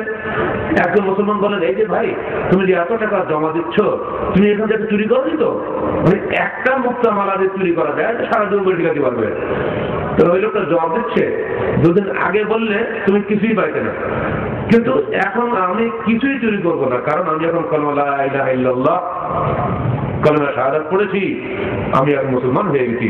মুসলমান হওয়ার পরে আমার যাবতীয় সব কিছু আল্লাহর কাছে নিবেদন করেছি। আল্লাহ আমাকে গোপনও দেখতে পান, প্রকাশ্যও দেখতে পান, অন্ধকারও দেখেন, আলোকেও দেখেন। আল্লাহকে লুকিয়ে আমি কিছুই করতে পারবো না, কেউ চুরি করতে পারে না, যদি সে আল্লাহকে ভয় করে, যদি পরকালকে ভয় করে। আখিরাত বিশ্বাস ইসলামী বিশ্বাসের অন্যতম চূড়ান্ত বিশ্বাস। অন্যান্য মুসলমানদের মধ্যে কিন্তু এটা নাই, অন্যান্য ভাইদের মধ্যে এটা নাই। অমুসলিমদের মধ্যে অনেক কিছু আকীদাগত গোলমাল আছে। যেন একজন মানুষ মনে করছেন মানুষ মরে গেলে পুড়িয়ে ফেলো, এরপরে সে এখন নিজের জীবদ্দশায় ভালো বা মন্দ কর্মের প্রতিফল হিসেবে পরজন্মে হয়তো কুকুর হবে, না শিয়াল হবে, না বিড়াল হবে, না গাধা হবে, পুনরায় আবার মরবে, আবার হবে, এই করবে, তারপর অন্যায়ের প্রতিশোধ হবে। যারা বৌদ্ধ তারা বলেন মৃত্যুর পরে নির্বাণ হবে, মহামুক্তি হবে। না, ইসলাম বলে দিয়েছে মৃত্যুর পরে তাকে পুনরায় জীবিত হবে, এবং সেই ব্যক্তির যাবতীয় ফয়সালা একটা ধারণা বলো না উচ্চ দেশের অন্যায় করে বা ন্যায় করে আল্লাহ পাক পরিপূর্ণভাবে তার বিচার করবেন। যার মধ্যে বিচারের ভয় আছে, আখিরাতের ভয় আছে। আপনার ডাইনে বামে কেরাম কাশ্মীরে আপনার প্রতিটি কথা এবং কাজ লিখছেন, যার মধ্যে এই ভয় আছে, সেই ব্যক্তি কিন্তু অন্যায় কাজ করতে পারেন না। আখিরাতের বিশ্বাস গুরুত্বপূর্ণ বিশ্বাস। এই 6টার ভিত্তির প্রত্যেকটাই কিন্তু অদৃশ্য বিশ্বাস। যারা বস্তুবাদী সেকুলার তারা কিন্তু অদৃশ্য বিশ্বাস করতে চান না। তারা বলেন যার দেখবো সামনে একে বিশ্বাস করবো, অদৃশ্য বিশ্বাস করি না। বন্ধুরা আমার, আহলে হাদিস আন্দোলন বাংলাদেশ জনগণের কাছে এই দাওয়াত নিয়ে এসেছে যে পবিত্র কোরআন এবং সহিহ হাদিসে যেটা আছে সেটাই আমরা মানবো, যেটা নেই সেটা আমরা ছাড়বো। এই মৌলিক বিশ্বাস নিয়ে আমরা জনগণের কাছে দাওয়াত দিয়েছিলাম, আজও দিচ্ছি, আগামীতেও দিয়ে যাব। এদেশের রাজনীতি, এদেশের অর্থনীতি শুধু নয়, সারা পৃথিবীতে আছে হানাহানি, মারামারি, কাটাকাটির একটা মৌলিক কারণ হলো ক্ষমতা কেন্দ্রিক দল প্রার্থী ভিত্তিক নেতৃত্ব নির্বাচন ব্যবস্থা। যতদিন এই ব্যবস্থা থাকবে ততদিন জাতীয় ঐক্য কখনোই সম্ভব নয়। কোরআন বলে দিয়েছে দলাদলি করা যাবে না, হাদিস বলে দিয়েছে নেতৃত্ব চেয়ে নেওয়া যাবে না। আমরা কিন্তু আমাদের যখন আইন তৈরি হবে তখন যদি বলি যে পরিস্থিতির কারণে আমাদের সুদ হালাল করতে হবে, সমস্ত ব্যাংকে সুদ, কৃষক কৃষি ঋণ নেবে সেখানে সুদ, সর্বত্র সুদ ছাড়া কোনো কারবার নেই। বলুন আপনি কি সুদকে হালাল করতে পারবেন? কোরআন সুদকে হারাম করেছে, আপনার গভর্নমেন্ট সুদকে হালাল করছে, আপনি কোনটা মানবেন? আপনি কি হাদিস কোরআনকে বাদ দিলেন? এখন এই কারণে সমস্যা হয়ে দাঁড়িয়েছে। প্রতিটি ব্যাপারে আপনাকে আপনার সরকারকে এটা চিন্তা করতে হবে যে আমি আগামী দিনে মৃত্যুর পরে আল্লাহর সামনে হাজিরা দেব, সেখানে কি কৈফিয়ত দেব? 16 কোটি মানুষকে পরিচালনা করছি আমরা, যদি কোরআন এবং হাদিসের বাইরে পরিচালনা করি আল্লাহর কাছে গ্রহণযোগ্য হবে না। এই কথাটাই আমরা উপদেশ হিসাবে বলি, কারোর প্রতি আমাদের কোনো চাপ সৃষ্টি করি না। আমাদেরকে এই দাওয়াতকে স্তব্ধ করে দেওয়ার জন্যই যে ষড়যন্ত্র হয়েছিল, সেই ষড়যন্ত্রের বিরুদ্ধে আমরা আল্লাহর কাছে আপিল করছি, মানুষের কাছে নয়। আল্লাহর পক্ষ থেকে যা ফাঁসানো নেমে আসবে সেটাই আমরা মেনে নেব, আমাদের নিজস্ব কোন তৎপরতা থাকবে না। যারা দিনের হকের বিশ্বাসী তারা ওই কথা মনে রাখবেন, পৃথিবীর যে প্রান্তে যেখানে হকের আওয়াজ বুলন্দ হবে, বাতিল সর্বশক্তি নিয়ে তার বিরুদ্ধে ঝাঁপিয়ে পড়বে, এটাই স্বাভাবিক। বিগত যুগের ওলামায়ে কেরাম, আম্বিয়ায়ে কেরাম সবার উপরে এই ধরনের পরীক্ষা নেমে এসেছে একটাই কারণে। ইমাম আবু হানিফা, ইমাম মালিক, ইমাম শাফি, ইমাম আহমদ, ইমাম ইবনে তাইমিয়া এরা সবাই কিন্তু পরীক্ষা দিয়েছেন কঠিন ভাবে। তাদের জীবনে তাদের যে জুলুম নেমে এসেছে, সে জুলুমের ইতিহাস বলা মানে এখানে একটা হয়তো আপনার ধৈর্য পরীক্ষা করা। তারা নিঃসন্দেহে ভালো মানুষ ছিলেন, তারা নিঃসন্দেহে কোরআন এবং হাদিসের অনুসারী ছিলেন। এরপরেও তাদেরকে কেন জুলুম হয়েছিল? আমরা কারো রাজনৈতিক প্রতিদ্বন্দ্বী নই, কারো ভোটের বাক্স নিয়ে আমরা ক্যাডার লাগিয়ে মারামারি করি না। সেরেফ বলি আসুন পবিত্র কোরআন ও সহিহ আমাদের জীবন করি। এতে যদি আপনারা দুঃখ পান আমাদের কিছু করার নাই, কিছু লোকের দুঃখ পেতেই হবে, সবাইকে খুশি করা সম্ভব হবে না। কোরআন হাদিস অভ্রান্ত সত্যের উৎস, এই সত্যের অনুসারী কিছু লোক বাংলাদেশে অবশ্যই থাকবে। সেই সত্যের পথে আমরা দাওয়াত দেওয়ার জন্য আপনাদের কাছে এসেছি, আপনাদেরকে দাওয়াত দিচ্ছি পবিত্র কোরআন এবং সহিহ হাদিসের আলোকে জীবন গড়ার শপথ নিয়ে বাড়ি চলে যান। আপনার ব্যক্তি জীবন, আপনার পারিবারিক জীবন, আপনার সামাজিক জীবন, আপনার রাজনৈতিক জীবন যখন আল্লাহর দাসত্বে পরিচালিত হবে, ইনশাআল্লাহ আপনি আল্লাহর কাছে দাবি করতে পারেন, আল্লাহ তুমি আমাকে জান্নাত নসিব করো। যদি আল্লাহ দাসত্ব না করে শুধুমাত্র আল্লাহর কাছে দোয়া করি, কখনই ওই দোয়া আল্লাহর কাছে কবুল হবে না, মনে রাখবেন। দুটো দোয়া আপনার সামনে ধরে রাখি দেন। আবু জেহেল দোয়া করেছিল রসুলের বিরুদ্ধে, আর রসুল দোয়া করেছিল আল্লাহর কাছে। দুটো দোয়া দুই জায়গায় দাঁড়িয়ে হয়েছিল। আপনারা হক করে যান, তার ধারণা করেন যে হক ময়দানে গিয়ে যাই দোয়া করবো আল্লাহ কবুল করবেন, ঠিক না?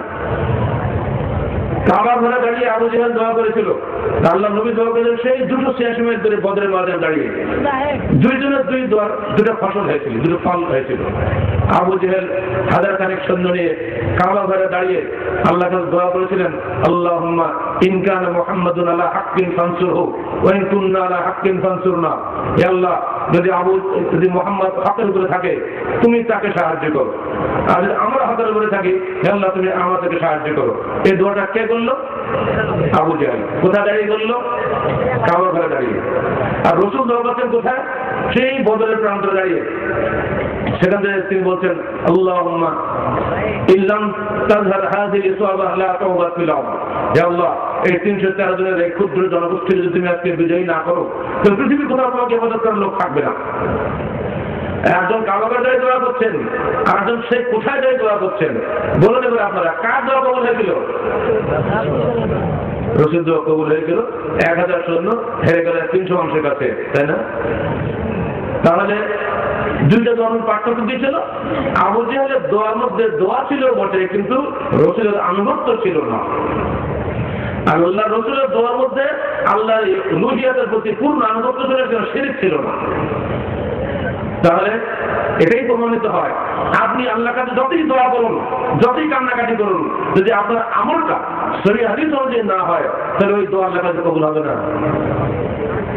আপনি সুদ ঘুষ খেয়ে আল্লাহকে দোয়া করেন, কবুল হবে না। হারাম খেয়ে দোয়া করেন, কবুল হবে না। এই জন্য বলছি, সহিহ হাদিস অনুযায়ী আমল যদি আমরা করে যেতে পারি দুনিয়া থেকে, ইনশাআল্লাহ পরকালে মুক্তি পাবো, আর দুনিয়াতে শান্তিতে থাকবো। নইলে ইহকালে পরকালে মুক্তি নাই। এই মৌলিক কয়েকটি কথা করে আপনাদেরকে বললাম। এইখানে শেষে যে আয়াতটা পড়েছি সূরা আলে ইমরান 110 নম্বর আয়াত। আল্লাহ বলছেন, কুনতুম খায়রা উম্মাতিন উখরিজাত লিন-নাস। তোমরা হলে শ্রেষ্ঠ উম্মত, তোমাদের আবির্ভাব ঘটানো হয়েছে মানব জাতির জন্য, মানব জাতির হেদায়েতের জন্য তোমাদের পাঠানো হয়েছে। তা'মুরুনা বিল মা'রুফ ওয়া তানহাউনা আনিল মুনকার। তোমরা মানুষকে নেকির উপদেশ দেবে, সৎ কাজের উপদেশ দেবে, অন্যায় কাজ থেকে নিষেধ করবে। মারুফ এবং মুনকারের পার্থক্য কি? যিনি যেটা বললেন সেটাই কি সৎ কাজ? হবে না, মানদণ্ড থাকতে হবে। জাতিসংঘের মানুষ সবাই, বিশ্বের সকল রাষ্ট্র নেতারা এক জায়গায় বসে একটা সিদ্ধান্ত নিলেন। সেই সিদ্ধান্ত যদি কোরআন হাদিসের বিরোধী হয়, তাহলে ওটা সঠিক সিদ্ধান্ত নয় মনে রাখতে হবে। বাংলাদেশের পার্লামেন্টের অধিকাংশ এমপি একত্রে একটা সিদ্ধান্ত নিলেন, সেই সিদ্ধান্ত যদি কোরআন হাদিসের বিরোধী হয়, বুঝিয়ে দেবো ওই সিদ্ধান্তের মধ্যে কিন্তু ভুল আছে, কারণ কোরআন হাদিসের ভুল হয় না, মানুষের ভুল হয়। 100 কোটি মাছ এক জায়গায় হলে কি একটা ইলিশ মাছ হবে? 100 পাগল এক জায়গায় থাকলে কি একটা বুঝ মানলে হবে? মানুষের জ্ঞান কখন আল্লাহর সঙ্গে মিলতে পারে না। প্রকাশের হাদিসের মধ্যে দেখেন, খিজির হযরত মূসাকে দেখিয়ে বলছেন, একটা পাখি পানি তুলল সাগরের বুক থেকে। খিজির আলাইহিস সালাম এবারে মূসা আলাইহিস সালামকে বলছেন, হে মূসা, আমার এলেম, তোমার এলেম এবং পৃথিবীর সকল সৃষ্টি জগতের এলেম মিলিতভাবে আল্লাহর এলেমের তুলনায় এই এক ফোঁটা পানির সমতুল্য হবে না।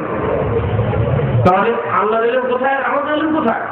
অর্থাৎ আমরা সিদ্ধান্ত নিতে পারি, রেজলিউশন নিতে পারি, কিন্তু কোরআন হাদিসের বাইরে সে রেজলিউশন হতে পারে না। কোরআন এবং হাদিসের পক্ষে সত্য রয়েছে, কোরআন এবং হাদিসের বাইরে সত্য নাই। ওখানে সত্য এবং মিথ্যা কখনোই সংখ্যার উপরে নির্ভর করে না। সংখ্যা বেশি বা কম এটার মাধ্যমে সত্য মিথ্যা নির্ধারিত হয় না। হ্যাঁ, কোনো কোনো ক্ষেত্রে হয়, সব ক্ষেত্রে হয় না। ছোট্ট একটা উদাহরণ দিই। ধরুন আপনার বাড়িতে ছেলেমেয়েরা গোশ খেতে চেয়েছে, আপনি কি খান? গরুর গোশ, খাসির গোশ, মুরগির গোশ, পাখির গোশ, পুঁজি বাড়াতে এই করে আমরা খাই সারা বছরে। একদিন ছেলেরা বললো, আব্বা রোজ তো এখন গোশ খাই, এবার একটা শুকরের মাংস খাবো। আপনি কি ওটা রাজি হবেন? রাজি হবেন না। ওইরকম যেখানে আপনি অধিকাংশ লোক চলবে কোন স্থানে, যেখানে দুটি হালাল জিনিস থাকবে, কোনটা গ্রহণ করবেন সেখানে অধিকাংশ মতামত চলবে। খাসি গোশ খাবা বাবা না গরু গোশ খাবা, দুটি তো হালাল, ঠিক আছে আমরা অধিকাংশ লোক খাচ্ছি, খাসি খাবো, আপত্তি নাই। কিন্তু যদি বলা হয় যে শুকরের গোশ খাওয়া কিনা, এখান থেকে ভোটাভুটি চলবে? চলবে না, অনুরূপ হবে। কোরআন এবং হাদিসে যেগুলো নিষেধ করা আছে সেগুলোর পক্ষে আমাদের কোনো সিদ্ধান্তই আসতে পারে না। সত্য চিল্লি সত্য, যা কখনই কারোর সংখ্যার অপেক্ষা রাখে না। পবিত্র কোরআন এবং সহিহ হাদিসের এই অভ্রান্ত সত্যের পক্ষে দাওয়াত দেওয়ার জন্য প্রত্যেকটা মুসলমানকে আল্লাহ দুনিয়া পাঠিয়েছেন। উখরিজাত লিন্নাস, মানব জাতির জন্য তোমাদেরকে আমরা পাঠিয়েছি। তা'মুরুনা বিল মা'রুফ, তোমরা মা'রুফের নির্দেশ দিবে, মুনকার থেকে মানুষকে নিষেধ করবে। আর মা'রুফ আর মুনকারের মাপকাঠি হচ্ছে কোরআন এবং সহিহ হাদিস, এর বাইরে কিছু নয়। আরাফাতের ময়দানে 5 লোক যদি হক করে, তার মূল্য বেশি। রাজশাহীর তবলিগের সময় 5 লোক যদি এক জায়গায় বসে, তার মূল্য বেশি। বলেন তো কোনটা মূল্য বেশি? আরাফাতের ময়দানের মূল্য বেশি না? কারণটা কি? ওখানে আল্লাহর নির্দেশ আছে, রাসূলের নির্দেশ আছে। বন্ধুরা আমার, আহলে হাদিস আন্দোলনের এইটাই হচ্ছে বৈশিষ্ট্য, অন্য কিছু নয়। এটাকে আপনার কোনো সাম্প্রদায়িক মুভমেন্ট মনে করবেন না।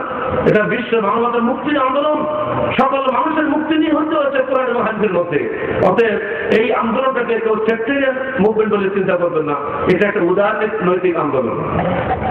সকল মানুষকে আমরা দাওয়াত দিচ্ছি, সব ভুলে যে চলে আসুন আল্লাহ পাকের পাঠানো সর্বশেষ ওহী বিধান পবিত্র কোরআন এবং সহিহ হাদিসের আলোকে আমরা আমাদের পারিবারিক, ব্যক্তিগত, সামাজিক এবং রাষ্ট্রীয় জীবন গড়ে তুলি। আল্লাহ আমাদের সকল ভাইকে পবিত্র কোরআন ও সহিহ হাদিসের আলোকে জীবন গড়ার তৌফিক দান করুন, আমিন। পরিশেষে আপনারা যে আমাদের জন্য দোয়া করেছিলেন, আমাদের মুক্তির জন্য চেষ্টা করেছিলেন, বহু মিটিং আপনারা করেছেন ঢাকাতে, সেজন্য আপনাদের প্রতি এবং মা বোনদের প্রতি কৃতজ্ঞতা প্রকাশ করছি। আপনারা এর বিনিময়ে আমাদের কিছু দেওয়ার নাই, এতটাই খালি বলবো, আল্লাহ আপনাদের সবাইকে পরকালে এবং ইহকালে উত্তম জাযা দান করুন, আমিন। আল্লাহ যেন আমাদের সকল ভাইকে কোরআন এবং হাদিস মেনে চলার তৌফিক দান করেন, আমিন। আমাদের পরিবারকে যেন কোরআন মেনে চলার তৌফিক দান করেন, আমিন। আসসালামু আলাইকুম ওয়া রাহমাতুল্লাহি ওয়া বারাকাতুহু।